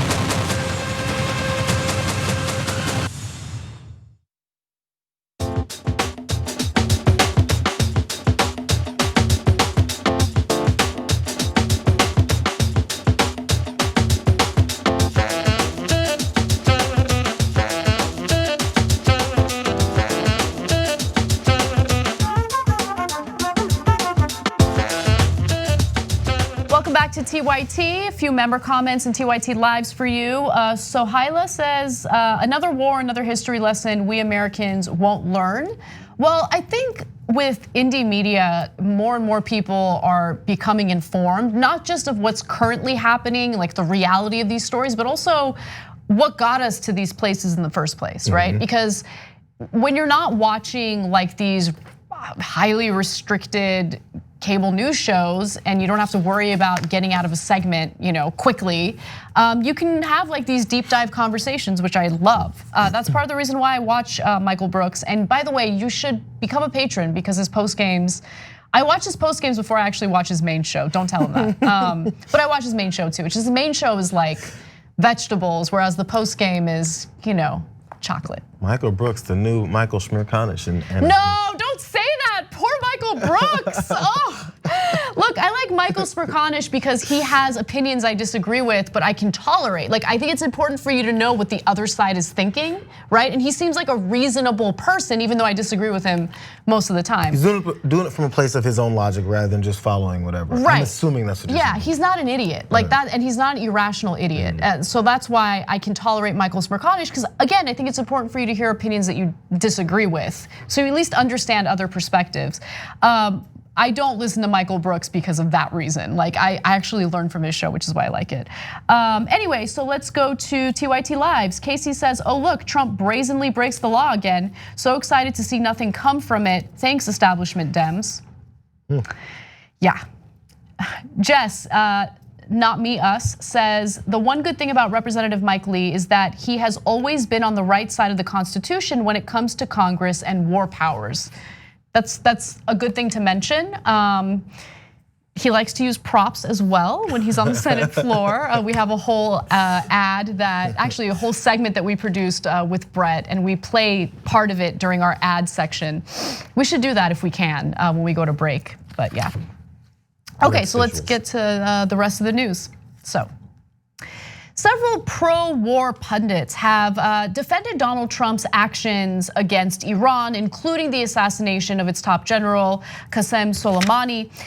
But the various media outlets where you see these individuals give their expertise commentary or expert commentary usually don't talk about the fact that they have significant financial ties to the military-industrial complex, that they work on boards for many of these private military contractors.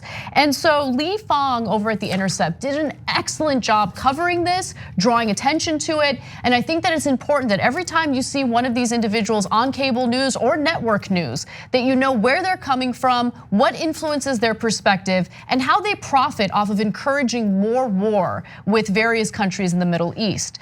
So as Lee Fong writes in The Intercept, many of the pundits who appeared on national television or were noted in major publications to praise the president's actions have undisclosed ties to the defense industry, the only domestic industry that stands to gain from increased violence. Jack Keane, a retired Army general, appeared on Fox News and NPR over the last 3 days to praise Trump for the strike on Soleimani.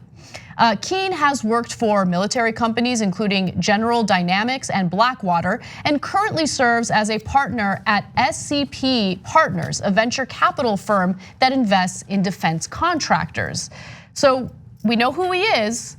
And I want to go to a clip showing you the type of commentary he shares on cable news. Just to give you some more context into the clip, he wanted to go after Obama for not being hard or aggressive enough against Iran. Take a look. It was obvious that in the prior administration, the strategy was to negotiate, to deal, and to try to create an environment that de-escalated through that avenue.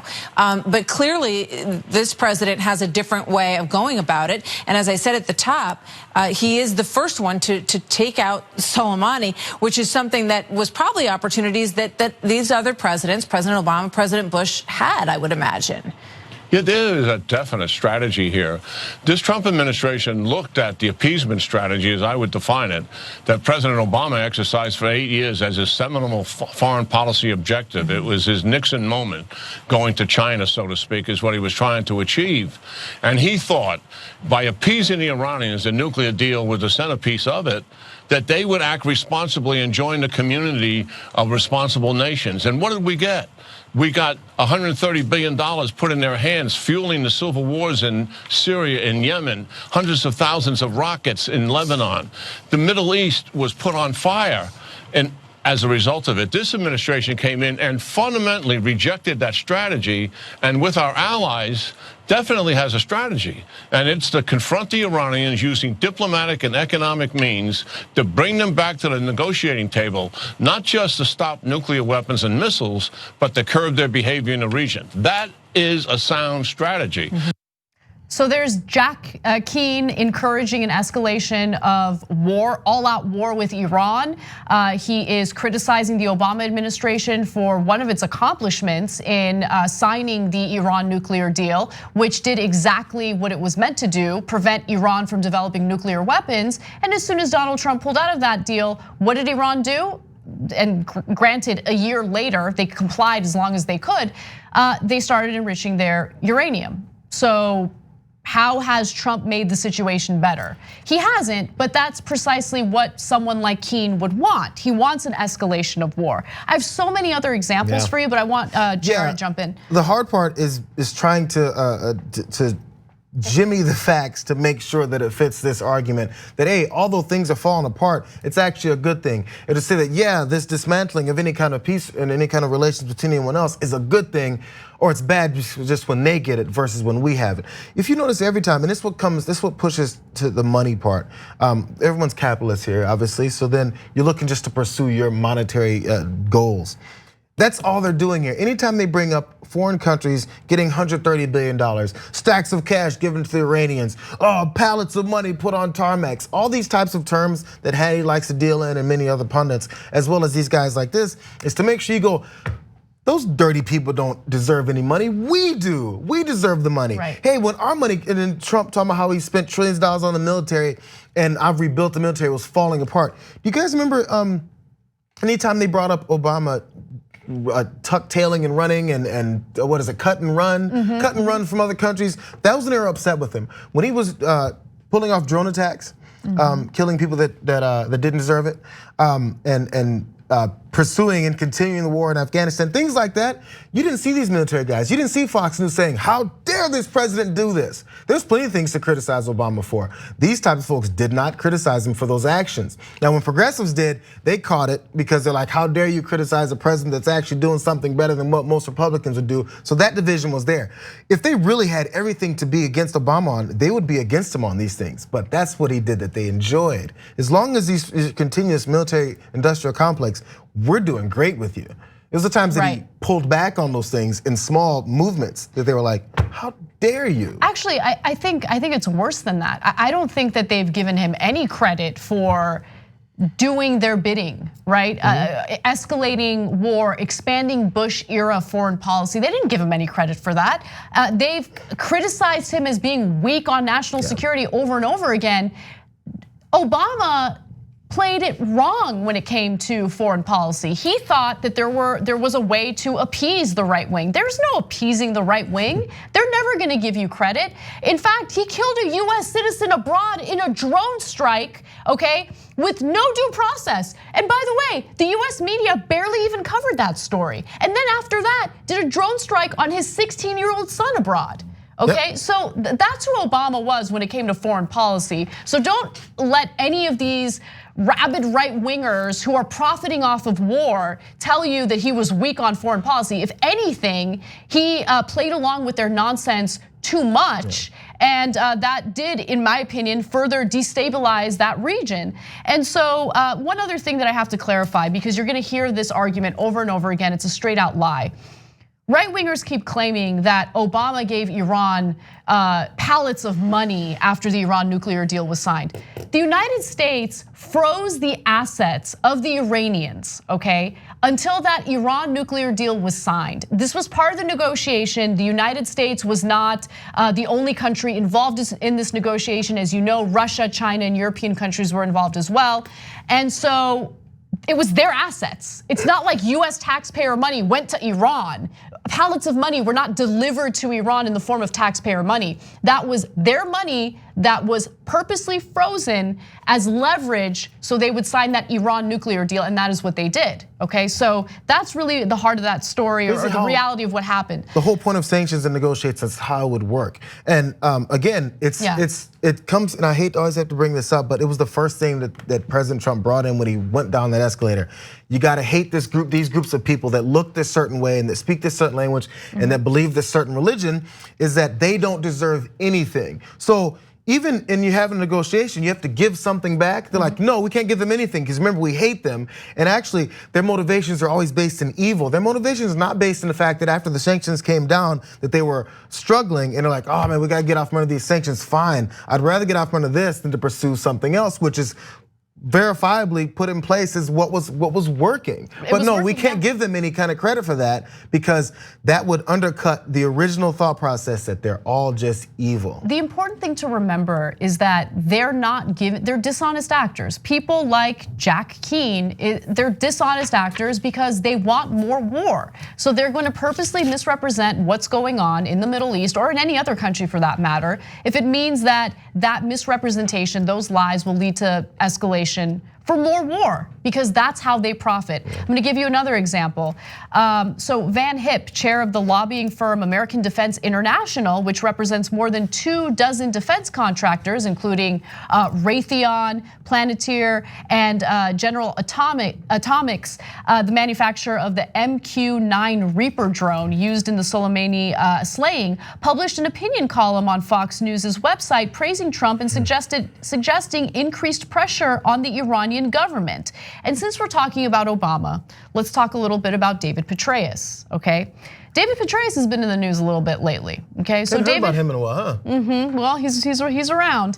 David Petraeus, the retired general who once commanded US forces in Iraq and Afghanistan, notably works for Kohlberg, Kravis, Roberts, and Company, the investment firm with holdings in several major defense contractors that is reportedly moving to build up its defense portfolio at a time when military budgets are skyrocketing. With that said, let's take a quick look at what Petraeus had to say about the assassination of Soleimani. What has happened here, I think, is frankly that we lost the element of deterrence, the component of deterrence that was seen as American will. Our drone, $130 million drone, was shot down, did nothing significant in response. 5% of the world's oil production taken out of operation. Numerous attacks on shipping, and then attacks on our forces, ultimately, of course, killing an American and wounding 4 of our soldiers. So ultimately, the president appears to have decided that it was necessary to take an action to shore up deterrence, to show that we were not going to accept this. Does this do that? And then, does this deter? Well, you have to see. Again, the question is now, what will Iran do? Does this deter? And he knows that Trump's actions do not lead to any type of deterrence. He knows that it's an escalation. He knows that this could lead to a full-blown war, but he'd make money off of it. That wasn't disclosed on Face the Nation. This well-produced, highly funded, well-resourced show didn't have an opportunity, apparently, to disclose Petraeus's financial ties. And so one of our members, Leroy, says, I've always been disgusted by these pundits. None of them have to deal with the consequences of the war they're beating the drum for. Sickening. And you're right, and it's about time that these media outlets understood that there are people out there who want to know the truth. So let them know. Don't watch these shows. If they're purposely being misleading or deceptive, or if they're withholding information about what influences these experts in their commentary, then you shouldn't be watching them. You shouldn't be trusting them. I mean, these are the shows that get all the attention, they get the viewership, right? Supposedly. But they don't do any justice to the American people by telling them the truth about what's really going on. And they are precisely the type of so-called journalists who gave a giant green light to the war in Iraq.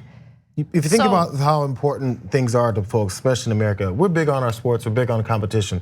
If there's some kind of commentator or a play-by-play guy or a referee, anyone who thinks this guy who's in charge of at least telling me what's going on in the game has any kind of ties or any kind of fanfare to one of the teams that I'm not specifically rooting for, oh, I don't want him on the air. I can't believe this guy would say such a thing. Oh, he's such a homer. We get so mad just from sports. That's a game, bro. That's a final score that we're worried about. But when it comes to people who are actually who are being financially given tons of money based off of going on TV and lying to you so that people can die and we can continue and start more wars against people we just don't really see as people, that's okay. Hey, we don't have to disclose that.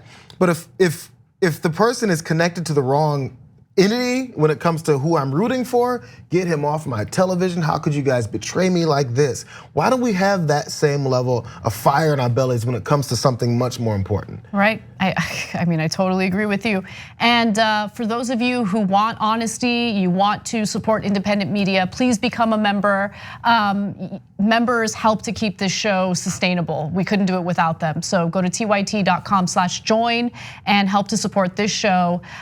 We would really appreciate it. All right, so we gotta take a quick break. When we come back, we're going to discuss more news, including a little tiff action between Geraldo and Hannity. I love it. We'll be right back.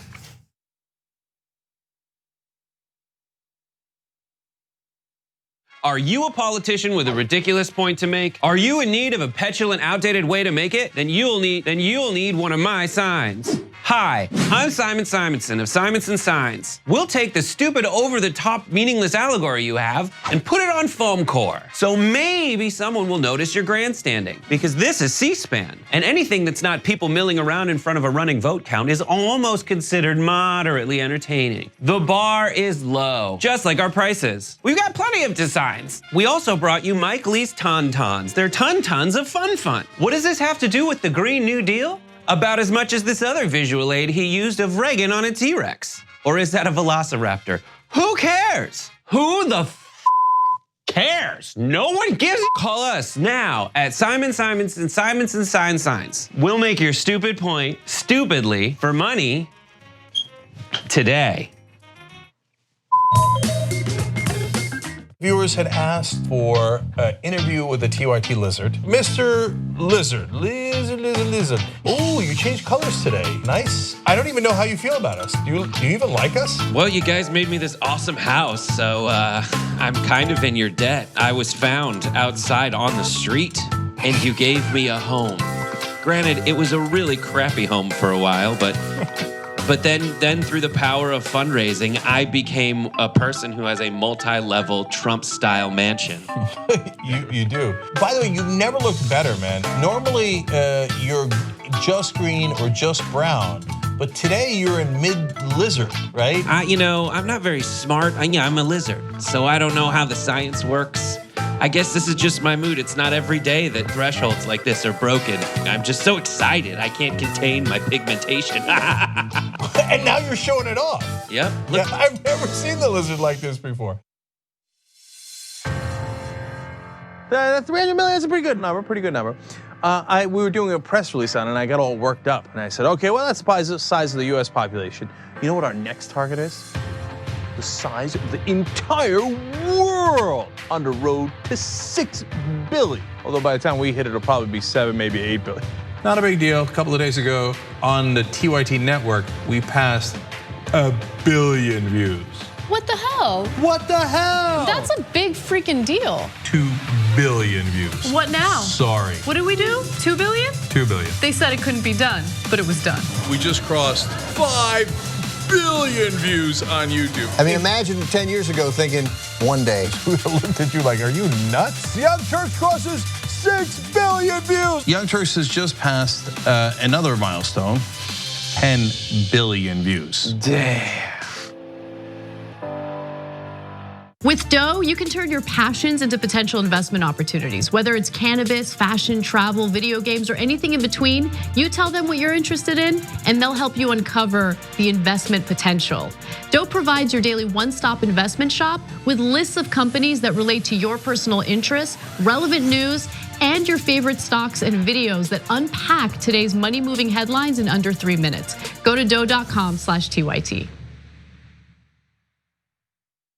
Our system is inherently rigged against the will of the people. They have 50% of the vote, and in a democracy, they should have 50% of the seats. But if you live in an insanely gerrymandered district, your vote functionally doesn't matter. We drew the map in a way that even though we get 50% of the vote, we're gonna get 13 out of the 18 seats. You don't actually have the ability to translate the will of the voters in your area into actual government policy. They should not be allowed to gerrymander these districts. We should actually have a democracy.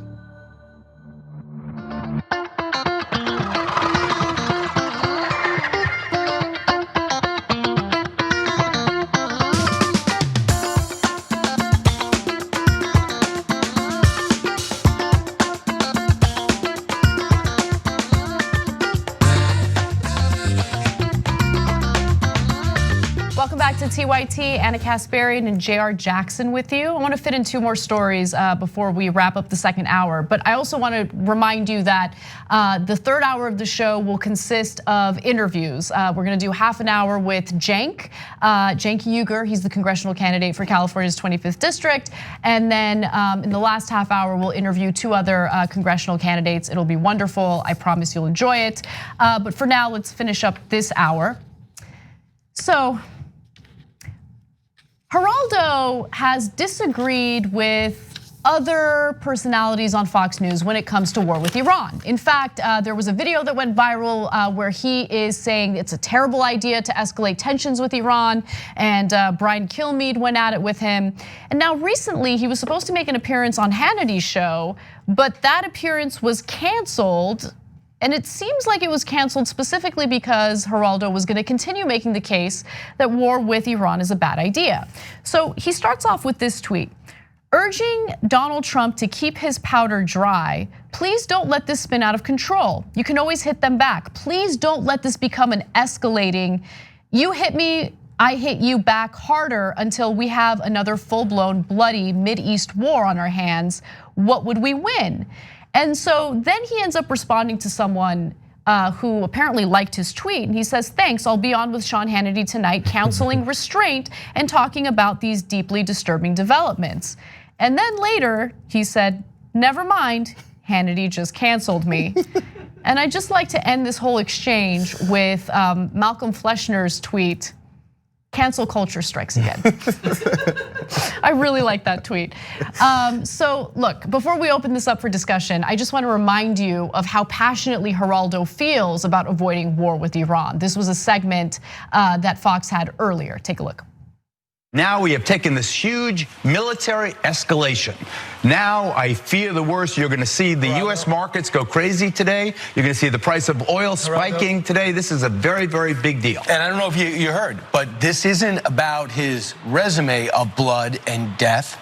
It is about what was next. We stopped the next attack. It was preemptive. That's what I think you're missing. According to the Secretary of State. And so we should allow the next attack. By what credible source can you predict what the next Iranian move would be? The Secretary of State and American intelligence provided that material. Yeah, they've been excellent. They've been excellent. The US intelligence has been excellent since 2003 when we invaded Iraq, disrupted the entire region for no real reason. Don't for a minute start cheering this on. What you have done, what we have done, we have unleashed. I will cheer it on. We have, all right, well, you like Lindsey Graham, have never met a war you didn't like. That is not true, and don't even say that. If President Trump wanted de-escalation. We should just let him kill us for another 15 years. If President Trump wanted de-escalation and to bring our troops home, what this was a reaction to. What about the 700 Americans that are dead? Should they not be happy? You know, because of him? What about the tens of thousands of Iraqis who have died since 2003? You have to start seeing things. What the hell are we doing in Baghdad in the first place? So why are we there? Why aren't these forces blaming home? President Bush for the maniacal I am blaming President Bush. I am blaming President Bush in 2003 for those fake weapons of mass destruction that never existed and the con job that drove us into that war. Listen, you got to give people credit when they're right, and Geraldo was right there. I think that he took a strong position. I also give Geraldo credit for consistently speaking out against Donald Trump's disgusting immigration policies on Fox. I'm sure that's not an easy environment to share your accurate opinions in. But yeah, so Hannity canceled. Now who knows, maybe they canceled him to maybe replace that segment with something that involves a legal analyst or, I don't know, should we give Hannity the benefit of the doubt? Hannity did not want any of that smoke. He's like, man, I saw what you did to Kilmeade, and I don't think any more clearly than he does. His producers probably said, hey, we're gonna go ahead and cancel Geraldo because first off, Geraldo's only mistake was revealing what he wanted to do that night. When he talked to the person who retweeted him or liked it, and he goes, thanks, I'm gonna be on later to make sure I counsel against this. They're like, oh no, that's not the agenda tonight. That's not what we're on board for. Of course, yes, again, we're speculating. But I mean, if that's not the case, go ahead and let us know what the other difference was. I mean, they canceled on me tonight, so I can't come on and say what I had to say. So, I mean, again, what'll happen is you end up revealing what your real intentions are and what your real beliefs are on people in the region. Like, well, 700 Americans were lost. You don't care about the Americans being lost when it comes to anything else except for pursuing war. And then, so of course, when Geraldo brings up the tens of thousands of Iraqis dying, there's no answer to that. Oh, those aren't real people? Those are casualties of war. Or when we talk about how we want to make sure we keep American troops out of harm's way, they go, hey, well, American troops, they signed up for it. They knew what they were getting themselves into. Somehow, they're when it comes to having any kind of empathy towards people, it's all based on whether or not you're following not behind this president and his line of ridiculousness. Secondly, Geraldo also used Trump's talking point about we got to get out of these stupid wars. You can't follow a guy who continues to contradict his own agenda and policies throughout his entire presidency. Right, exactly. And look, it's hilarious to me to hear anyone on Fox News or even anyone in cable news talk about how egregious it is or how much of an injustice it is when Americans die, when in our own country, they constantly push for domestic policy that leads to more Americans dying. Totally. I mean, how many Americans die every year because they don't have adequate health insurance? And they will attack universal health care over and over again. They'll talk about how we can't afford it, we can't pay for it. When it comes to beating that war drum, by the way, which is the most expensive policy to support, they're all for it. They don't care about American lives. Americans overall, just like troops, are nothing more than pawns, nothing more than props that these lowly individuals use to make their arguments when it's convenient for them. But when push comes to shove, you think they really care about the lives of Americans? How about all those segments that Fox News has done on homeless people? Do they care about them? They defame them, they slander them as deadbeats, as druggies, as all sorts of things. They don't care about human lives. What Kilmeade cares about is appeasing Trump, making sure that Trump is happy with him, because you never know. You might lose access to Trump if you criticize him, and you might not be able to get a job in Trump's administration. We all know that Trump likes to pick people out of Fox News. Yeah. So it's gross. And this is, look, not to get too, leftist, I guess, whatever you want to call it. But that's what capitalism is. That's what capitalism does. It's all about profit. It's all about ensuring that you have the upper hand and you increase your chances of making more money, right? That's what happens in our media all the time, right? Making money and being a tough guy. That's the other part of it. Even people who don't have the interest is for lining their pockets. It's, hey, we're tough guys, we're America. Hey, we don't let them F with us like this. Hey, you're not gonna say that to me. There's a superiority complex that we have from the moment that we're born that says we have to make sure that we talk about how much better we are than you, no matter what. You can be on the lowest totem pole in America, but you're like, I'm an American, I'm better than you. But your life actually has nothing to do with this American dream that they've sold you, that you're supposed to somehow pursue. Oh, and one more thing that they don't care about lives for is school shootings, mass shootings, concert shootings, club shootings. We don't care about that stuff. Thoughts and prayers. What bombs are we dropping on people to stop that from happening? American lives are being lost every day. We don't care about American lives.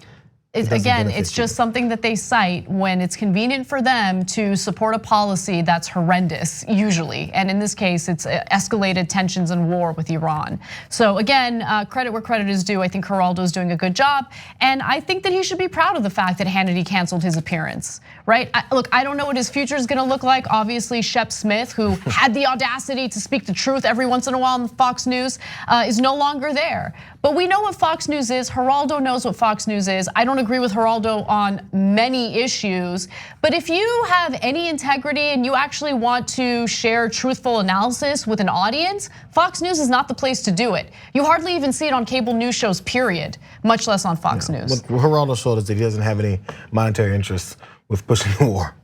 Yeah. If he did, he might be saying something different. Look, you got to get the right conditioners for that mustache, and that costs money, so. I had to. I couldn't stop looking at it on those B-rolls and shows. I was like, you can't eat spaghetti with that. You know what? That mustache is strong. Like, it is the strongest mustache. It puts Bolton's mustache to shame, right? Look at that thing. Holy moly. I mean, if you're gonna do it, you gotta curl the edges at least, then it's cool. I mean, he does, doesn't he? I mean, like the old school, the 19 No, please don't turn do of the century boxers that fought sideways. You mean the hipster curl? Is that what it's called now? I see a lot of hipsters with that curled mustache look. But anyway, before Brett kills me for not moving on to the next story, let's go ahead and do that. All right, so Sebastian Gorka is a creep. And we already knew that from all the various shows that he's done, the commentary that he's provided this country. But the latest example really takes the cake. He was talking to his guest, Andrew Klavan, and the topic of Greta Thunberg, a minor, came up. And let's hear how it went. I heard about this too, and boy, oh boy, does he ever deserve it. If ever a kid, these are people who will defend Greta whatever her name. What is her name? Greta Thunberg? Greta Thunberg. They will lay their bodies down to defend any 16-year-old who stands up for a left-wing cause, and suddenly, if you say anything at all about them, you're an evil, child molester. Odd choice of words there. Yeah, it's almost as if, Sebastian Gorka referencing a minor's thighs sounds kind of creepy, child molestery, something you probably shouldn't say. Like the attacks on Greta Thunberg, honestly, I find it so shocking because all she wants is action to save our environment and to save humanity, right? She's, again, a kid. And it's no holds barred when it comes to the right wing. They have no problem going after her. And to reference her body in any way is so incredibly gross.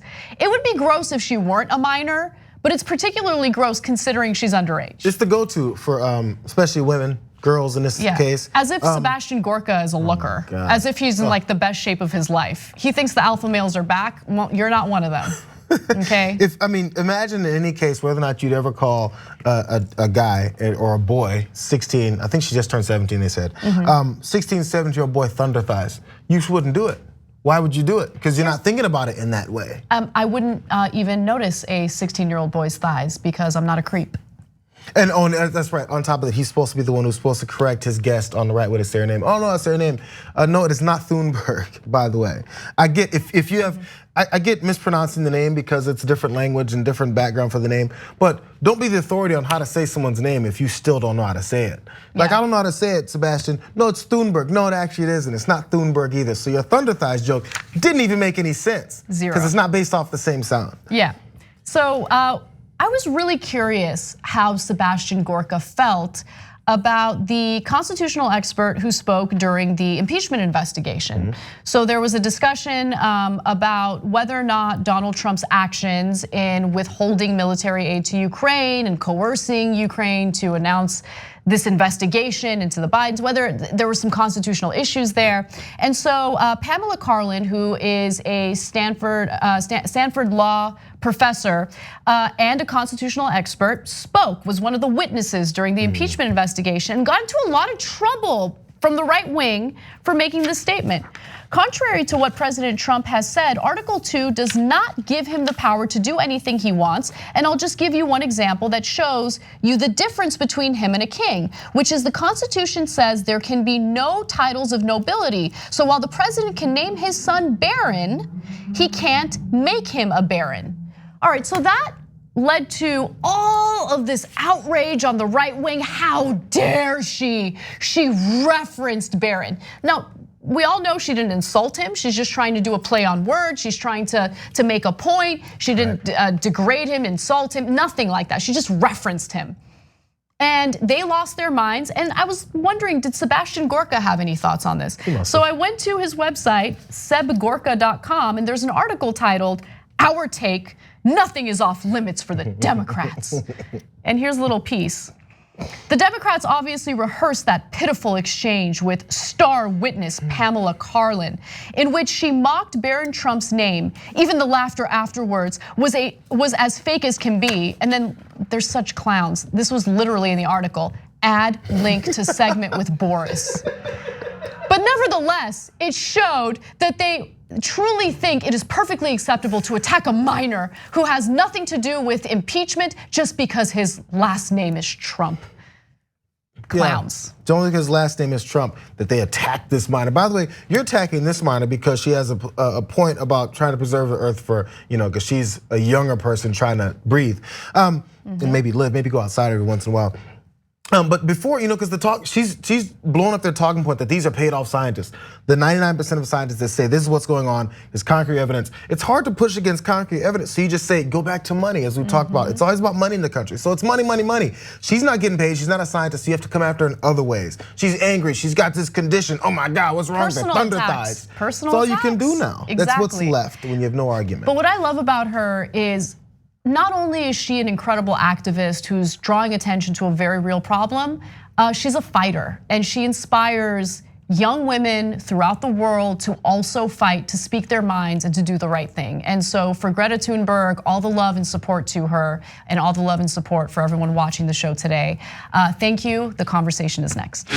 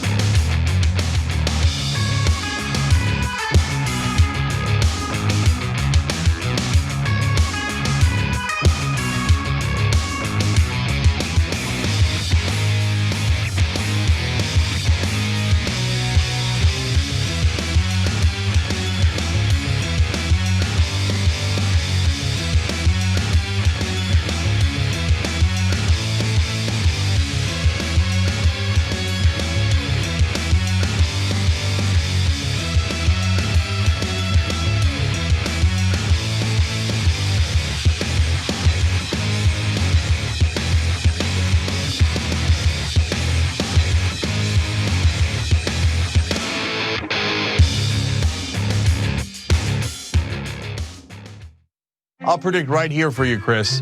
I think Donald Trump will leave office before his term is up.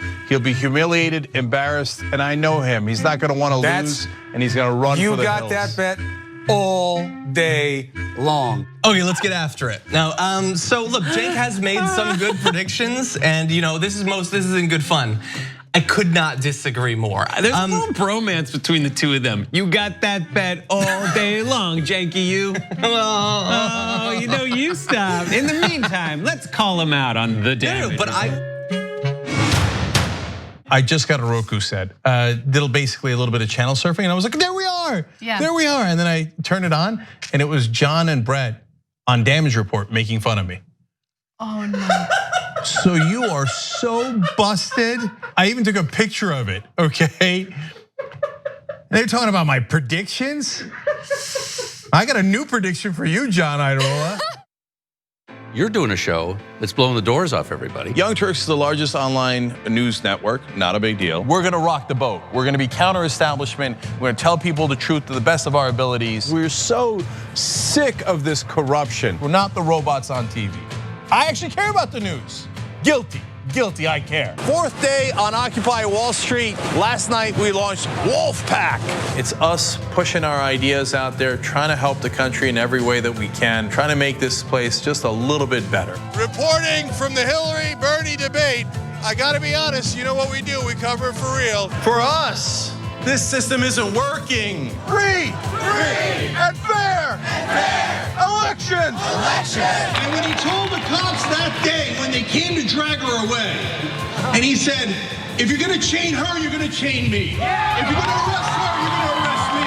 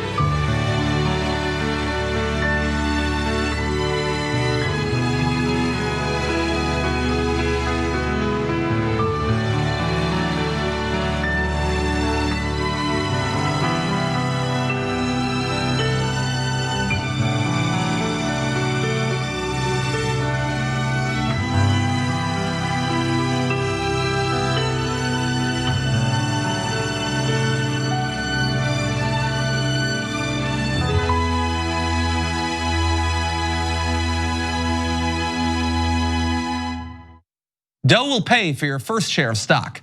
Doe is unlimited commission-free stock trades and great ideas from real traders. When you head to doe.com/TYT, your first share of stock is on them. Learn how you can become an owner, not just a consumer, at doe.com/TYT. Hi, I'm Bartholomew Joseph Kyle. I do audio for the main show, The Young Turks. I also do audio for Post Game. I started in 2006. I met Cenk Uygur at the Iraq for Sale screening that was directed by Robert Greenwald. And watching that, I want to figure out a way to be part of something that's genuine and authentic.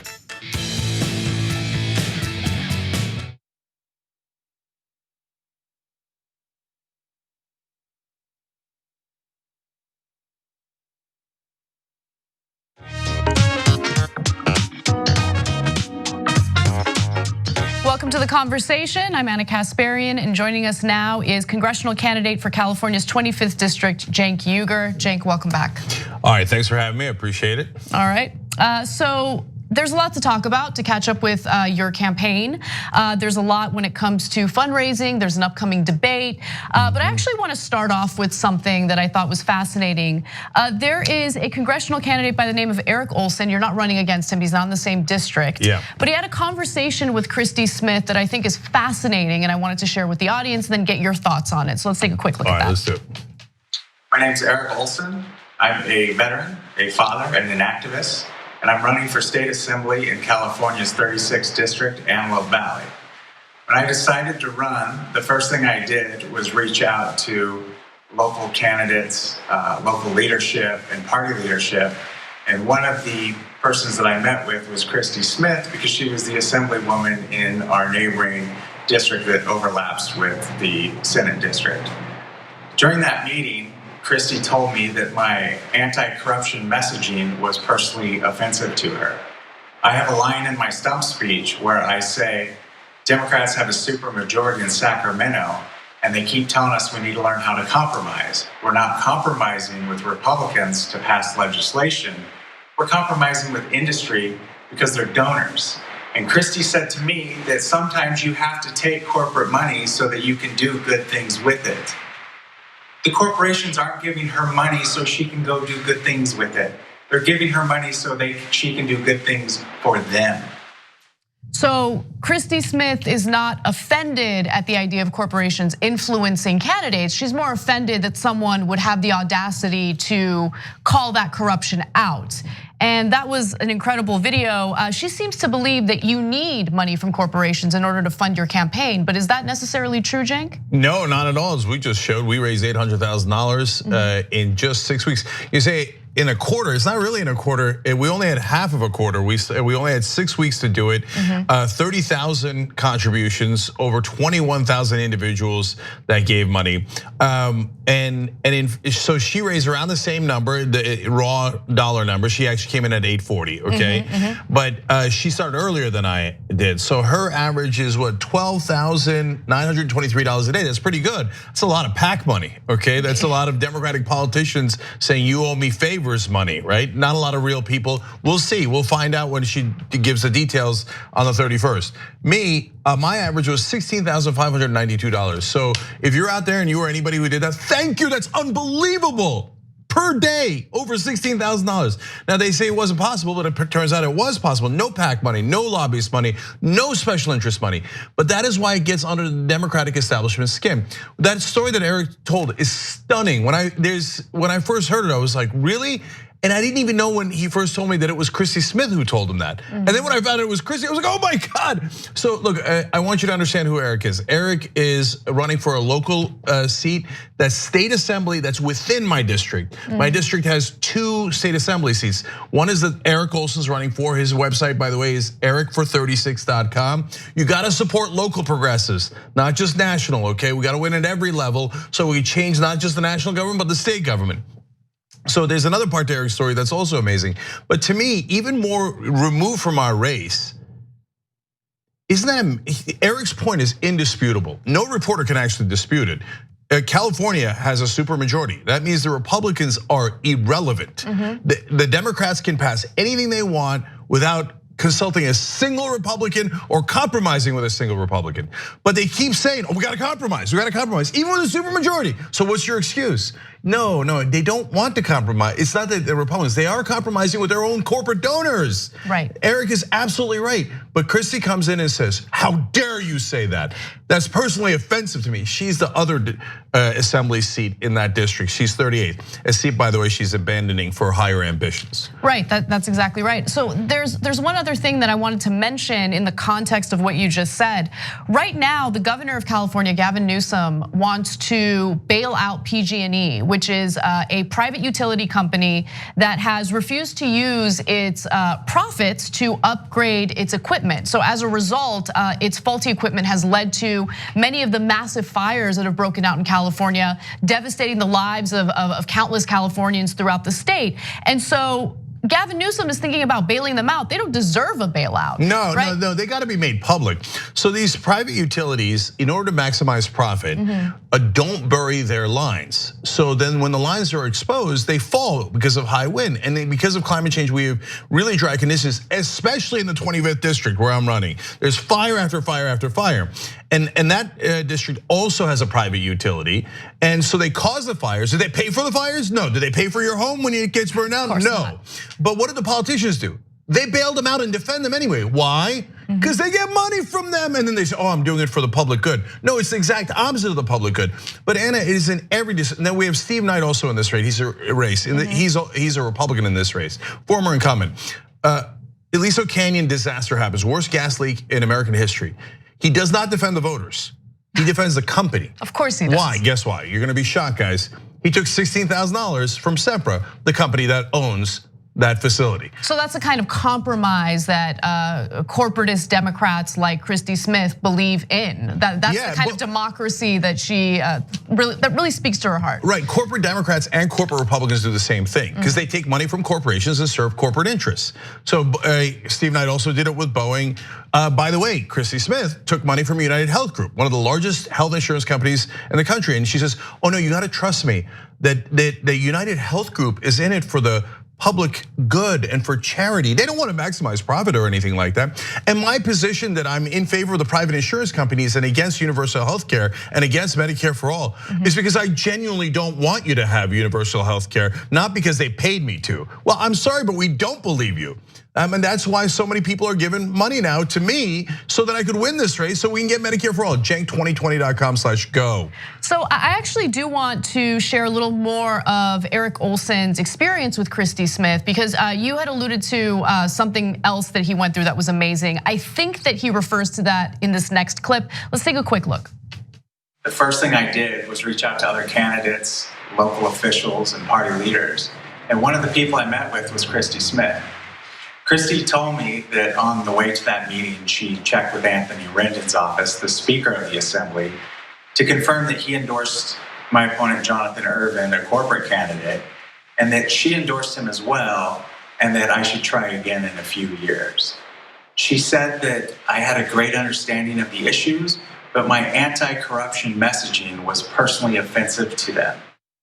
Okay, so this is an incredible part of the story because it really speaks to something that's gotten under my skin personally, right? And I have my biases and I'm putting them out on the table.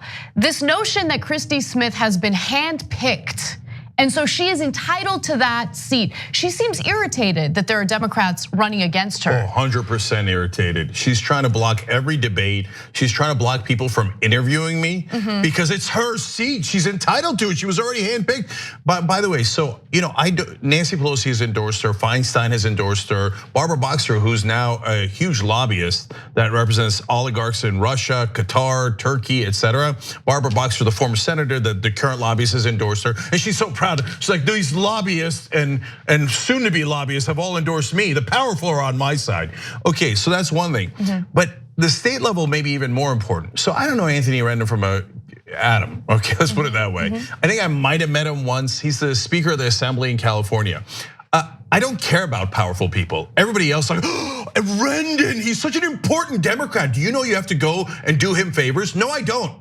I only owe the voters favors and delivering for them. So this is an amazing story by Eric. It actually, Christie's tangential to that story. The Rendon part is more devastating. Absolutely. Because he has more power in California. I don't know if he was in the back room that quote unquote handpicked Christie. Literally, she keeps saying she was handpicked. Who was she handpicked by?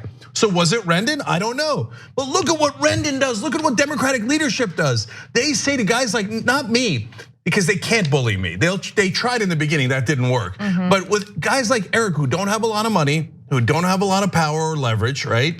They intimidate them. They go, try again later. But you better not talk about corruption, because that's not Republicans, that's Democrats who say that. Why do they say it? Because they know it. They know they're corrupt. Right. So I'm curious if this type of story gets any type of pickup, because your race did get some national attention, but the national attention that it received had nothing to do with the actual issues. It had nothing to do with this undemocratic small d action that's being taken by the corporatist Democrats in the state. So has anyone reached out to your campaign to talk a little bit about how corruption is playing a role in this race? No one ever asks about it. I have to bring it up every single time. And 3/4 of the times they don't even print it. I'll say it and they won't print it. They'll only print negative stuff, etc. Now it's getting a little bit better now that I've raised so much money. And so- What do you mean by that it's getting better now that you've raised so much money? A little bit of a change in tone with some, but not everyone. In the media. In the media, because for the media, they've been trained to think money is everything. Right. So well, here I came in with a giant amount of money in a very small period of time. So it makes some of them go, okay, this guy's a serious candidate, right? But guys, I have 2,000 volunteers in a congressional race in 6 weeks. That's unheard of. That's unbelievable. But no one asks, wow, how'd you get 2,000 volunteers? Jesus Christ, what an unbelievable number. Almost 22,000 individual donors. Oh my God, that's amazing. No, they're like, who endorsed you? Which powerful people are the important people, not the voters? Who cares about the voters? Tell me about the powerful people. I'm curious, after this, will anyone go and ask Rendon about it? Probably not. Or are they, no, but seriously, not. seriously, No. if you're the LA Times, my God, you have not me, Eric Olson, a guy running for a state assembly seat, outing Anthony Rendon as being pro-corruption and spending against him because of his anti-corruption message. Does the LA Times or any other media care about corruption at all? Cenk, at all? I think you do need to be fair to reporters at the LA Times and the New York Times. This seems like an important story that they should cover, but there are much more important angles to your congressional race, like taking videos out of context and reporting them to smear you. That's much more effective in getting Isn't their that readership amazing? up. Like what I said 19 years ago, they find to be more relevant than what the top Democrats are doing in terms of taking corporate money and serving corporate interests. Isn't it stunning that they never cover that? It is the single largest issue, the single most determinative fact about how they're going to vote. And all the reporters are like, no, I don't see it. I don't see any corruption. Even if you don't call it corruption, is it not relevant? And look at what LA Magazine just did. I mean, they just put out an article. Yeah, so let me go ahead and read the headline to the article. I think they updated it to something better, but this is what it said. Slightly better, I'll tell you in a sec. So the original title is Cenk Uygur is staging a California 25th district debate without the top Dem in the race. So let me ask a question before we get into the details of this headline and how they corrected it. So I've been looking for information on Christy Smith, where she stands on the policies, but if you go to her social media accounts, all you see is information about who endorsed her. And I've tried to see if there's any polling to indicate that she is the top Democrat. So maybe my Google skills aren't up to par. Is there a poll out there that shows or demonstrates that she's the top Dem? No, none. There are no polls. The media just declares her the top Democrat because the establishment has said so. They said number of volunteers are irrelevant. Number of actual voters supporting you, irrelevant. We don't care voters, right? They don't care at all, right? Amount of money, even that used to be their gold standard. Some of them care a little bit, but a lot of them are like, it doesn't matter. It doesn't matter. Rendon and Pelosi say we bow down to the powerful because that's what the journalists are supposed to do, right? Top Democrat, why? Why? You just made that up and you put it in there. And it shows and proves their bias. Their bias is towards power, towards the establishment, towards people who are in politics and powerful already, and money, all of those things. There is no reason to call her the top Democrat. And look at the other part of the headline. Cenk Uygur stages a debate. Wait a minute, it was all of the other Democrats in the race. The only person who didn't want to attend after having been asked 4 different times was Christy Smith. Even the New York Times criticized Joe Crowley when he didn't attend a debate with AOC before she won her primary, right? That was the only time they covered her, but they were like, wow, that's weird that a congressman doesn't show up to a debate, right? In the LA press, LA Mag turns around and goes, it is Cenk Uygur's fault for staging a debate. How dare he? There's no debate to be had. Pelosi's already handpicked Christy Smith, and so have all the powerful people, and so have all the corporations. How dare Cenk Uygur stage a debate? I mean, that's unreal. Don't criticize her for not attending a debate that every other Democrat in the race is going to. Criticize the people going to the debate. Well, look, Christy Smith has not been shy about making comments, making it clear that she's avoiding you at all costs, that she doesn't want to have a conversation with you, she doesn't want to have a debate with you. There was a campaign event that you spoke at. The last time we had an interview, we showed video from it. But she wasn't even gonna attend that event, and then that got a little bit of attention, and you speaking got a little bit of attention, and then she finally gave up and decided to show. But like, what's going on with her? Because in interview after interview, when she's asked about you, she tries to pretend like you don't even exist, but you exist. You do have those 2,000 volunteers. You've raised nearly as much money as her with small dollar donors. You don't have the backing of the Democratic establishment, but you have the backing of the people. You exist. So at what point is she going to take you up on your incessant offer for a debate? But I recently read a piece by Michael Harriot, who's at The Root, and he started in a really powerful way about how African Americans are often invisible to the people who are powerful. And it struck a chord with me, not just because I fight for African Americans and he had a great point and a great piece, but also because it felt like, politically, and which is what African Americans suffer is way, way worse in this country. But politically, it reminded me of what progressives are in politics. So both the establishment media and the establishment Democrats, and certainly the Republicans as well, treat us as we're invisible. Like, you raise a huge amount of money. You have all these supporters. We have 100 events planned in the district, okay, and across in other places as well, because there's phone banks, et cetera, right? There's 68. We've already done 32. We got 68 coming up, okay? This is unreal. We've already reached over 50,000 people in the district. Wow. Okay, and our volunteers are legendary. They're warriors, right? So if you can't, I have probably done more events in the district than all the other candidates combined, okay?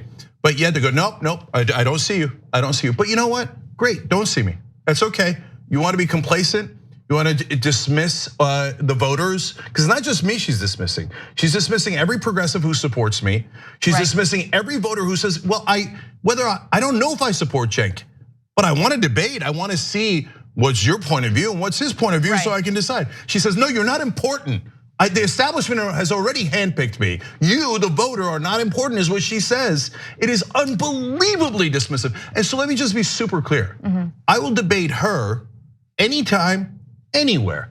So she's saying, oh my God, I only got 4 notices. And she's pretending like we didn't give her enough notice. She tweeted out a letter, not me, that another Democratic candidate sent to her on December 27th. She had a snide tweet about it. Oh, so you did get the letter. There's no question about it. I didn't tweet that, you tweeted that, okay? So you know we're not invisible, you know we're right here. And now you understand, oh my God, he might win, I'm in a lot of trouble, okay? So you keep running all you want, but at the end of the day, you're not insulting me, you're insulting the voters by saying, you're not important enough for me to tell you what I'm going to do if I win. So your debate will take place tomorrow night, Thursday night, 6:30 p.m. at a bar, I believe. And so tell me about that. Like, what are you looking forward to discussing or debating the most during that debate? Yeah, so first of all, I need everybody to know where they can come and watch it. So it's in Palmdale, okay? So if you want to RSVP, cenk2020.com/debate. Please don't RSVP if you're not coming. But if you are coming, we love it, love it, love it. I want everybody to hear what not only me, but the other candidates. Remember, there's other Democratic candidates as well. And unlike Christy Smith, I don't mind you hearing them. I think I have the best platform. I'm not afraid of any debate with anybody. So let's go do it, okay? But if you can't attend in person, we're also gonna broadcast it from there. We're gonna find a way to live stream. So we're probably gonna do it from my Facebook page. By the way, I do a lot of videos about the campaign, the inside details of my campaign. They're super fun. Facebook.com/Cenk Uygur official. But for the purpose of the debate, you don't have to worry about that. You just go, it's 6:30 Pacific on Thursday night. You go to TYT, it's at Transplants Brewing Company. They donated it because they care about democracy and they're wonderful, okay? By the way, we were gonna have it at College of the Canyons. They mysteriously canceled I wonder why. Anyway, now Transplants Brewing Company is doing it. That's okay, who cares where we have it? I'll do it anyway. So cenk2020.com/debate. By the way, I mentioned the events.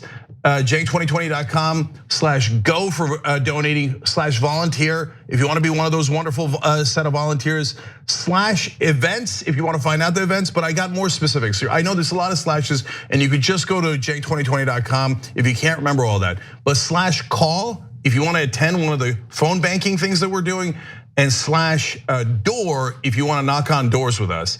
And this weekend is a weekend of action. So of course I call it weekend of action. So we've got a bunch of events in Santa Clarita, in Antelope Valley. So make sure you check out cenk2020.com/call and /door if you want to get involved in all of those events. And in fact, we have our office opening. Sorry, Anna, just one more thing.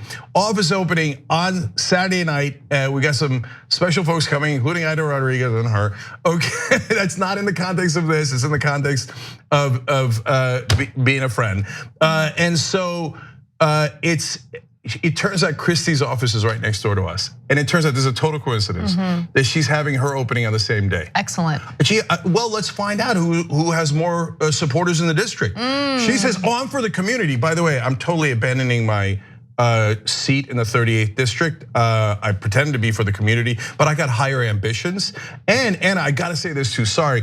The woman that she endorsed, not only for her seat that she's vacating now, turns out was a Republican in 2019.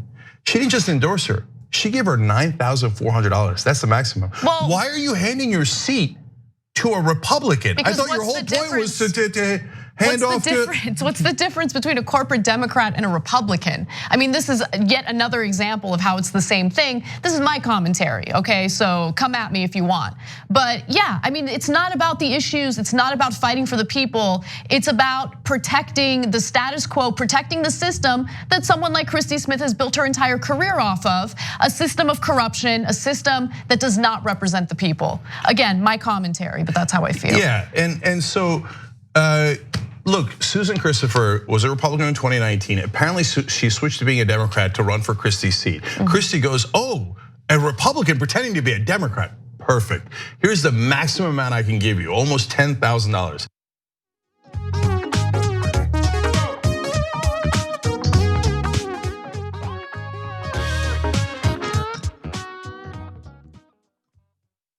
I'll predict right here for you, Chris. I think Donald Trump will leave office before his term is up. He'll be humiliated, embarrassed, and I know him. He's not gonna wanna lose, and he's gonna run for the hills. You got that bet all day long. Okay, let's get after it. Now, so look, Jake has made some good predictions, and this is in good fun. I could not disagree more. There's a little bromance between the two of them. You got that bet all day long, Janky, you. Oh, you stop. In the meantime, let's call him out on the damage. No, but I just got a Roku set. That'll basically a little bit of channel surfing, and I was like, there we are. Yeah. There we are. And then I turned it on, and it was John and Brett on Damage Report making fun of me. Oh no. So you are so busted. I even took a picture of it, okay? And they're talking about my predictions. I got a new prediction for you, John Idarola. You're doing a show that's blowing the doors off everybody. Young Turks is the largest online news network, not a big deal. We're gonna rock the boat. We're gonna be counter-establishment. We're gonna tell people the truth to the best of our abilities. We're so sick of this corruption. We're not the robots on TV. I actually care about the news. Guilty, I care. Fourth day on Occupy Wall Street. Last night we launched Wolfpack. It's us pushing our ideas out there, trying to help the country in every way that we can, trying to make this place just a little bit better. Reporting from the Hillary-Bernie debate, I gotta be honest, you know what we do, we cover it for real. For us, this system isn't working. Free and fair elections. And when he told the cops that day when they came to drag her away, and he said, if you're gonna chain her, you're gonna chain me. If you're gonna arrest her, you're gonna arrest me.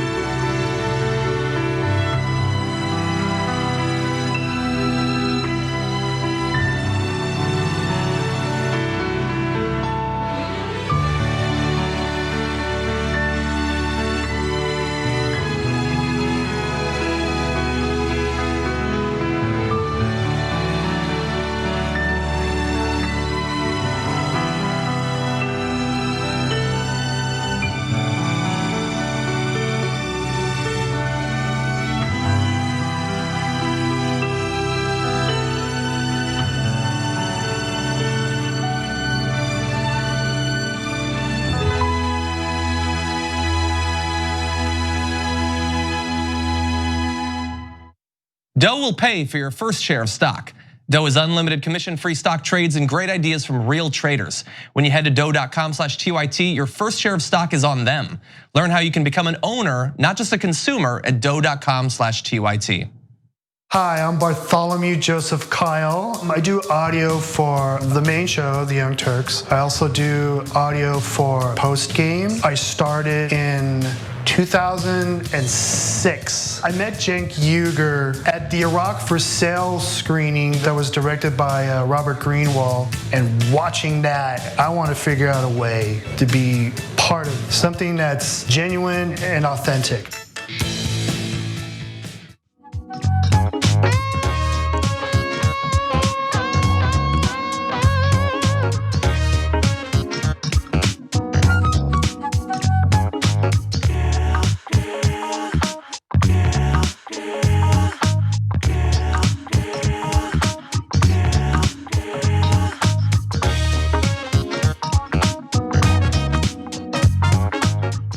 Welcome to The Conversation. I'm your host, Anna Kasparian, and joining us now is Jim Cady, congressional candidate for New Jersey's 4th District. Jim, thank you so much for joining us. Oh, I apologize, my mistake, I mixed up the schedule. Joining us now is Heidi Sloane, congressional candidate for Texas's 25th District. Heidi, I apologize for that lead-in. Thank you for joining us. No problem at all. Thank you so much for having me. My pleasure. So very exciting. You're running for the US House in Texas's 25th District. What encouraged you to run? Well, I've been a part of a lot of local campaigns for a number of years now. And for me, it is that organizing. It is standing with people who are directly affected by the policies and by the movement that has potential to change our lives. It is seeing everyday folks show up and fight and stand with their neighbors, not necessarily for something that is directly affecting them right now, but for something they can envision standing in solidarity for in the long term. And it is knowing how impactful it is to talk to our neighbors, knowing how impactful it is to bring people closer to the empowerment of their own voices. That led me to this vision. We've worked on a lot of campaigns at the city and the state level. We've influenced some federal congressional representatives, but to think that we could use a platform running for Congress to continue to grow organizers and to bring more people into this work alongside of us is the heart and soul of what we're doing here in Texas. So when I go through the list of progressive proposals that we're seeing, in this presidential election, you appear to be on the right side for a lot of these issues. So you're a supporter of Medicare for all, Green New Deal, workers' rights, safety and liberation for marginalized people. I love that, and I want to elaborate on that a little more later in the interview. But before we get to domestic policy, I wanted to ask you about something that's very much in the news right now. How would you, as a member of Congress, handle US foreign policy differently, particularly the escalating tensions with Iran? I think it's really interesting to come at this from a background of centering the working class domestically, and to realize that to support and to lead alongside the working class here in the US is to support the working class internationally. And so many of the methods of international relations that we have developed are top down, are influencing those in leadership and those in power, rather than saying, how do we actually stand with people on the ground? How do we stand with working people across the world and create conditions that empower them towards more democratic governance, towards their own agency, and towards a future that works for all of us? And so whether we are talking about relationships with Mexico or we are talking about relationships with Iran, I really want to focus on how our actions affect people who are struggling to live their day-to-day lives, who are affected by their own governance, by the people in power in their own countries, and how we can meet those folks on common ground and to support them first and foremost, rather than letting the working class be an afterthought in our international politics. Yeah, you're absolutely right. I mean, I love that you're tackling this from a more comprehensive perspective, because oftentimes I think that our politicians think of domestic politics and international relations as two separate things, but they're very much intertwined. And a lot of Americans feel frustration over the fact that so much of our money, so many of our resources go toward fighting these wars that we don't, first of all, many of our actions have led to, but more importantly, our actions further destabilize regions like the Middle East, for instance. And so, in my opinion, this is just my analysis into the situation with Iran. I think that the endless wars are intentionally endless because there is a huge industry that profits off of it. So I love the way that you're tackling that. So let's talk a little bit about the fact that you're running in Texas. Texas is, of course, quickly changing. It's no longer a solid red state. You have more progressives moving into the state, especially from places like California, for instance, for affordability reasons. So that's good news. But how are you responding to maybe some of those independent voters that aren't as progressive or don't identify as progressive, but are interested in your messaging? How are you reaching out to them and making your case? Right, and I wouldn't necessarily say we're using a strategies particularly for the independent voters. What I usually say is that we are reaching out to folks who are politically disenfranchised, folks for whom the ideology has not directly spoken to their lives and their own conditions, meeting them in that space, and not really starting with this idea that there is a left and there is a right, and you're either on the correct side of that or you're on the wrong side of that, but actually there is a top and there is a bottom, and things look drastically different for the vast majority of us who are on that bottom layer, who are struggling, working 2, sometimes 3 jobs just to get by. And your politics should not be so dislocated from your everyday working life, your home life, your education, your healthcare. Actually, those are interconnected, and it is a false narrative that is perpetuated to keep people who are so busy just trying to manage their very existence from speaking out. This narrative that disconnects those two spaces for us. And so what we're doing is actually going and talking to a whole lot of people, Democrats, independents, and even Republicans, and increasingly Republicans as we move into the general, about what it means to have a politics that puts your life and the lives of your neighbors in the center of that paradigm. And like I said before, I believe that is where we find solidarity, that actually that human root of self-centeredness does not conflict with wanting to be absolutely for your neighbor as well, and seeing how we can work towards policies that do both of those things. You know, Bernie Sanders has this strategy of really honing in on the issue that unites all of us, and it's the issue of economic injustice.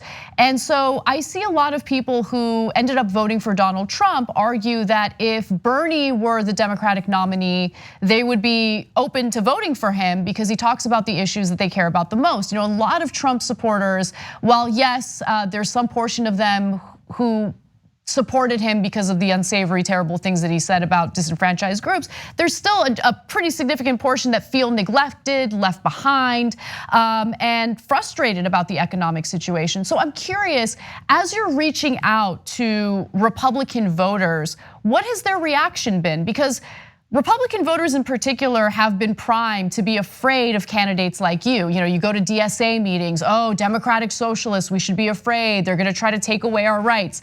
Obviously, those are all lies, but I'm curious how they react when you reach out to them and you just kind of explain what your positions are. Right, so a great example of this is talking about a Green New Deal. This is a policy that is very popular across the country, but definitely not as much so in these kinds of spaces. There is a lot of fear mongering that happens with that particular branding.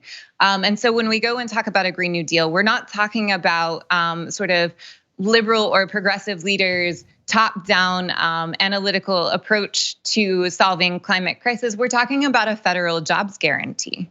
We're talking about making sure farmers get paid fair wages to take care of their land. We're talking about infrastructure in rural areas.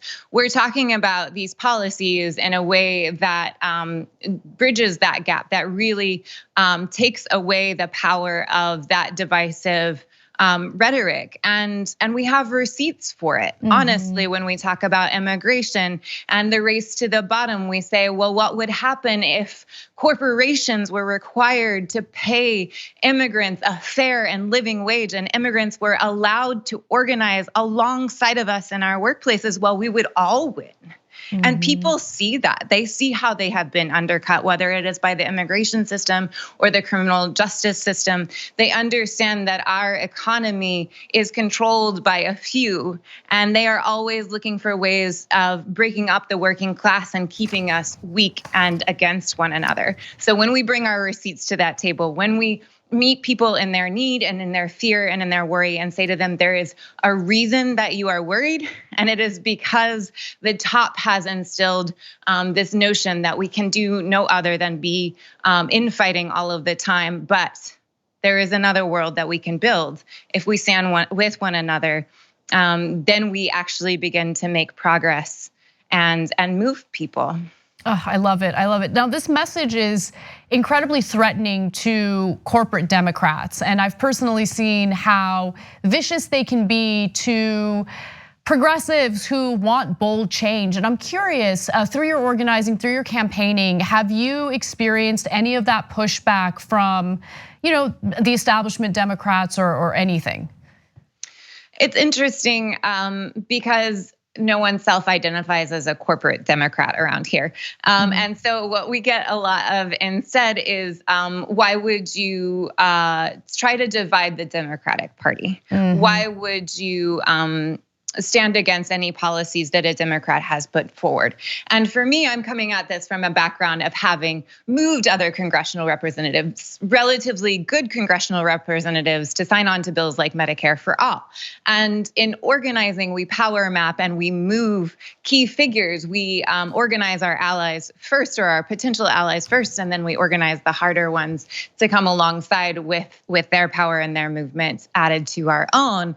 And so for me, it doesn't feel like this war. It feels like here we are standing up, making our demands known.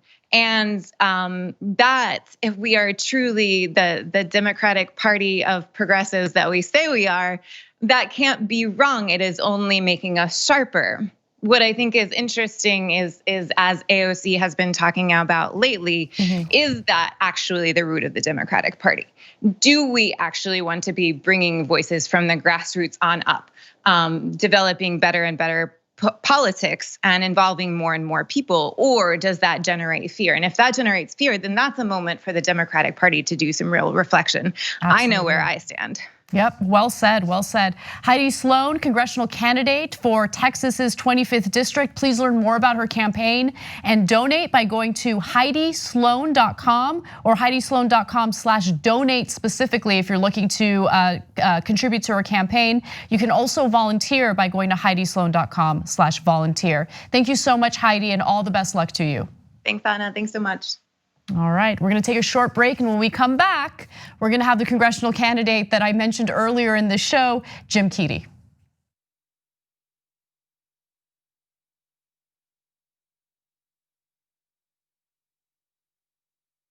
Old school's pitched to me from Cenk. It'll just be me, you, Jesus, Ben, and maybe Michael. And we're like, okay, cool. I can do that every week. As you can see, me, Jesus, Ben. When you make the order, it says, don't exceed $20.01. So I'll just order literally anything to get it as close to that as I possibly can. I'm sorry that I ordered $45 worth of food and got an email saying, sir, would you like to rethink that? What are you talking about? I was in hell. I was just like, oh my God, the theater's empty, nobody's here. Everyone on screen keeps fucking cursing. Why did I let this happen? And the whole thing looks like it was shot through a glass of milk. My mom's gonna be so mad. If you're looking for a heart attack, the short way, baby. Wrong, I did put mayonnaise on it. I'm the most in shape, overweight person you'll find. That's right. He was like, why didn't you answer my call? I called you 39 times. Yuck. But what makes you stop right before 40? What makes you say, nah, man, I ain't doing that no more. I'm cool. And I called you back on the air. And I was like, okay, Kevin Smith, big shot. What the you said you'd come on and you didn't come on. I'm sure I took that very well. Yeah, you did. You called me back the next day and said, I thought it was 7 a.m. there's now deep fake porn. I don't know if you guys have heard of this. Heard of it?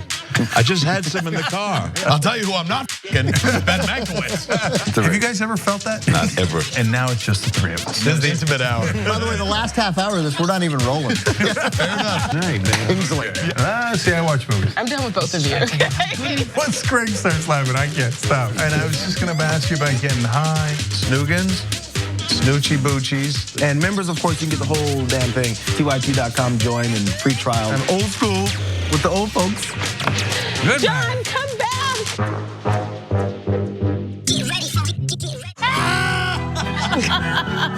Field goal here. It's time to switch to beer. Oh, man. Oh, God. Do your best. He's a little like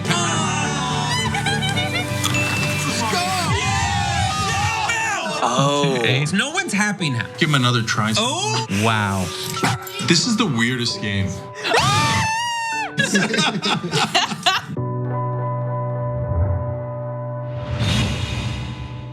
Oh my God, that was intense. I'm Brett. I would like to refer to this segment as the Do I Still Have This Talent show. So I want to see if I can play harmonica without my hands.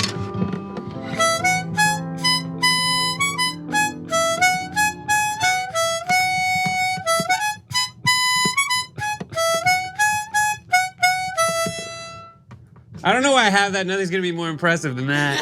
I can also spin a basketball on my finger. While drinking. I'm gonna spin a basketball on my finger while drinking apple juice. You can do this, dude. It's also flat. I don't know if that helps or hurts. And it seems to be somewhat wobbly. Ta-da!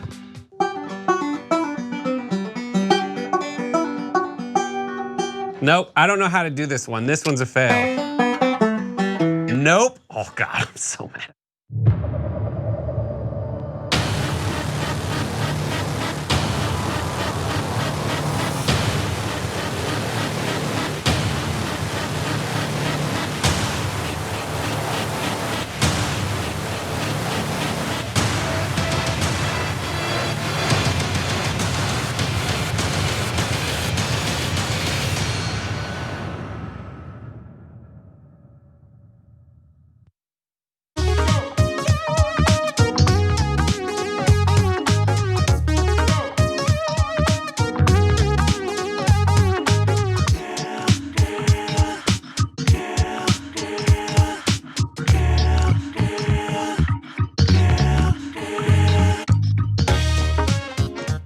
Welcome back to The Conversation. I'm Anna Kasparian, and joining us now is Jim Cady, congressional candidate for New Jersey's 4th District. Thank you so much for joining us, Jim.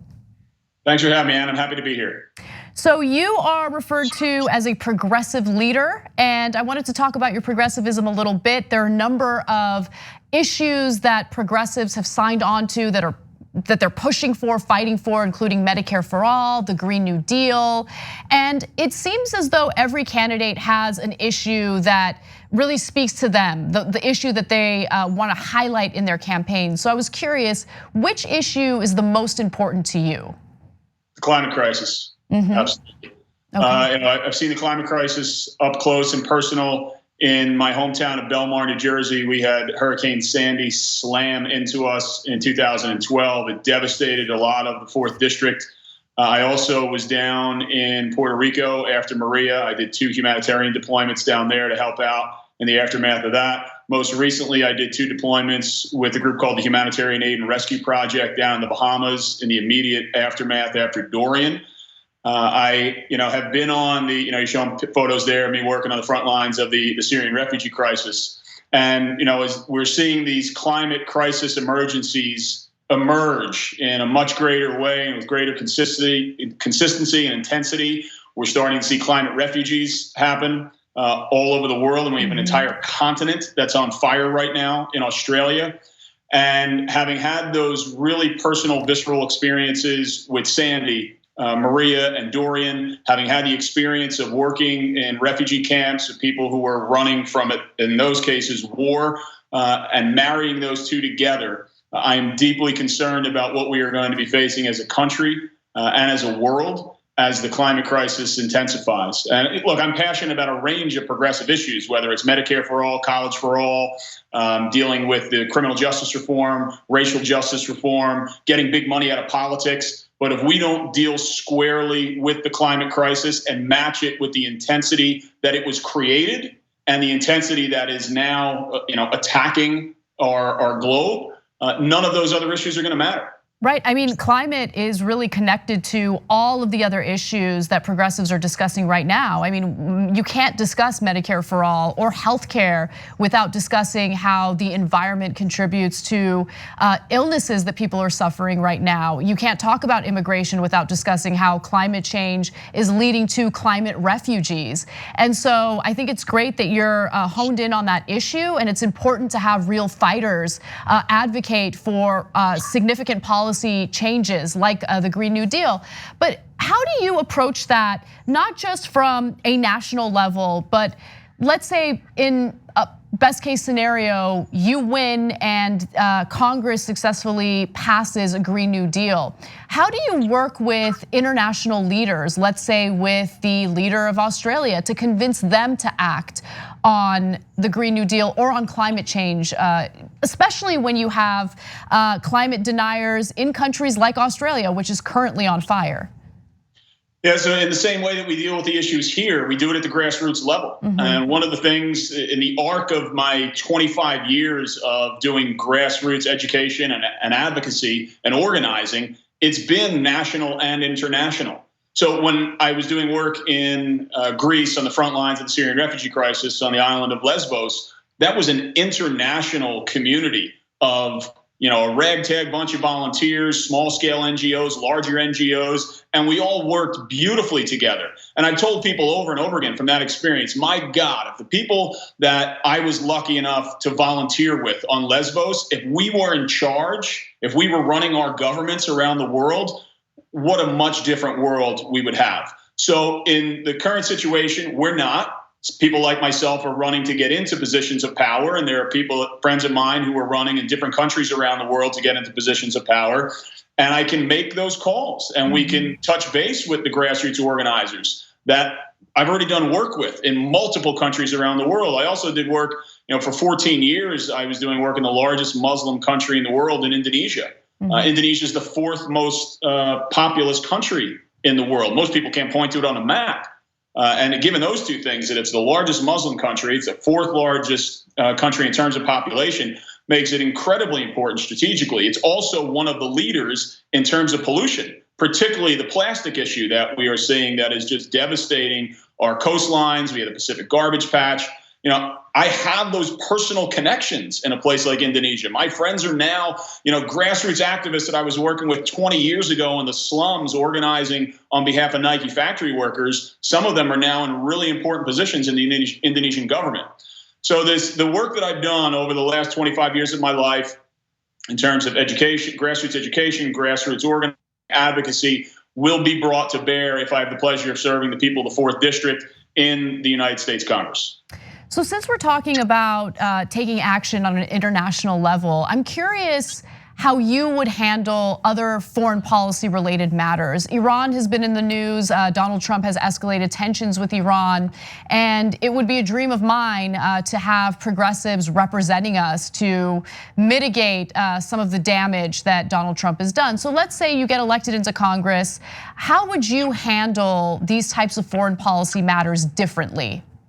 Sure. Well, the first question that I would want to ask, let's say we're a sitting member of Congress today, I would want to know what the president's end game is. And what is his plan for getting there? What are his goals with regard to Iran? And what is his plan to achieving those goals? And there may be some that I might agree with. I'm certain there would be others that I would not agree with. And if it included us going to war with Iran, then we would have to organize and mobilize the grassroots base here in the United States to push back against that disastrous policy. I think that the fundamental questions that we have to be asking about people that want to serve in office: what is their orientation before they got to office? What are they grounded in? What are things that they've stood for? And for my entire adult life, I've stood for peace and justice. and trying to create social justice so that we can have peace, create economic justice so that we can have peace, push for racial justice so that we can have peace. So if the orientation is toward peace and justice, the specifics in any given situation will present themselves as it happens, right? Having served in office, I was an elected official in the city of Asbury Park. If we have any Springsteen out there, that's where Bruce cut his teeth. Asbury Park, his breakout album. So I was a councilman in the city of Asbury Park. And when you run for office, you have the things that you're really passionate about that you say you want to do. When you get into office, that takes up about a third of your time fighting for those things. The other third is dealing with whatever the messes were that you inherited stepping into the office. And the next third is what happened one day. Well, there's the fundraising issue. I think part of the problem with members of Congress today is that they spend a great deal of time fundraising. And I apologize for interrupting you, but just a quick side note. How are you raising funds for your campaign? Totally grassroots. We just announced our fundraising numbers. I just got started a couple weeks ago. So we're gonna have to build as we're moving forward without doing any fundraising events, with doing very minimal call time, just tapping into the grassroots base of supporters that we already had. We raised about $24,000 in a few weeks when I launched just in the middle of the fourth quarter. And we'll continue to do it that way. Grassroots, our focus is more on using that money that we have that we've brought in and maximizing it with a very simple campaign strategy. It's about knocking on doors. We've got a simple flyer with a clear progressive Democratic message, and we are hitting the doors of every voter in the district. We got to get through our primary first. Now, I want to come back to that point you made about campaign finance. You're right. 33% of a sitting member of Congress's day, they work about 12-hour days, is spent going into the respective headquarters on either side of the aisle and dialing for dollars back home to the district. I do not want to be that kind of elected official. And the way that people can help, people who are running for office like myself, who don't want to do that, is by making those grassroots online contributions. So I would encourage people who are watching this, if the message that we're sharing here tonight resonates with you, please go to jimkeady.com, JIMKEADY.com, click on donate and make your grassroots contribution. We're going to need help from progressives, particularly from the 4th District. I'm proud of the fact that the majority of our contributions in the fourth quarter came from people in New Jersey, and the majority of the contributions that came from people in New Jersey came from people in the 4th District. We have 44 towns in the 4th District. We got contributions from people in 30 of those towns, and we're going to build on that. We will get all 44, but we're also going to need help. We need progressives that can help target districts like ours, because we know the DCCC is not going to target a campaign like ours. We don't want them to. We know that big money donors aren't coming. We don't want them to. Our campaign doesn't have a super PAC, would never do it, don't want it. So the way that we do this is through people power. And that's with those grassroots contributions. And that's with people in the district and around the district who share our vision and our ideals and our strategy to put on a good pair of walking shoes. And we're going to go out and knock on doors nonstop until we win the primary, and then take that same vision and strategy into the general election in November. That's wonderful. Jim, I really appreciate you taking the time to talk about the issues with us. There were so many other issues that unfortunately we didn't have time to get to. So I do encourage all of you watching to check out his website, jimkeady.com, as he mentioned earlier. There's the graphic. And you can also volunteer by going to jimkeady.com/#4th, meaning the 4th District. Again, thank you, Jim. All the power to you. Keep fighting, and I hope you make it. We need more representatives who are people powered as opposed to corporate powered. Amen. Thank you very much. Thanks for having me on. Of course, my pleasure. Have a great night. You too. Thank you so much for watching, everyone. Please check out these candidates. It's not enough to elect Bernie Sanders as the next president of the United States, although that would be excellent. We need to make sure that we have appropriate representation in Congress as well. Get mobilized, get involved, get active. Thank you for watching. We'll see you soon.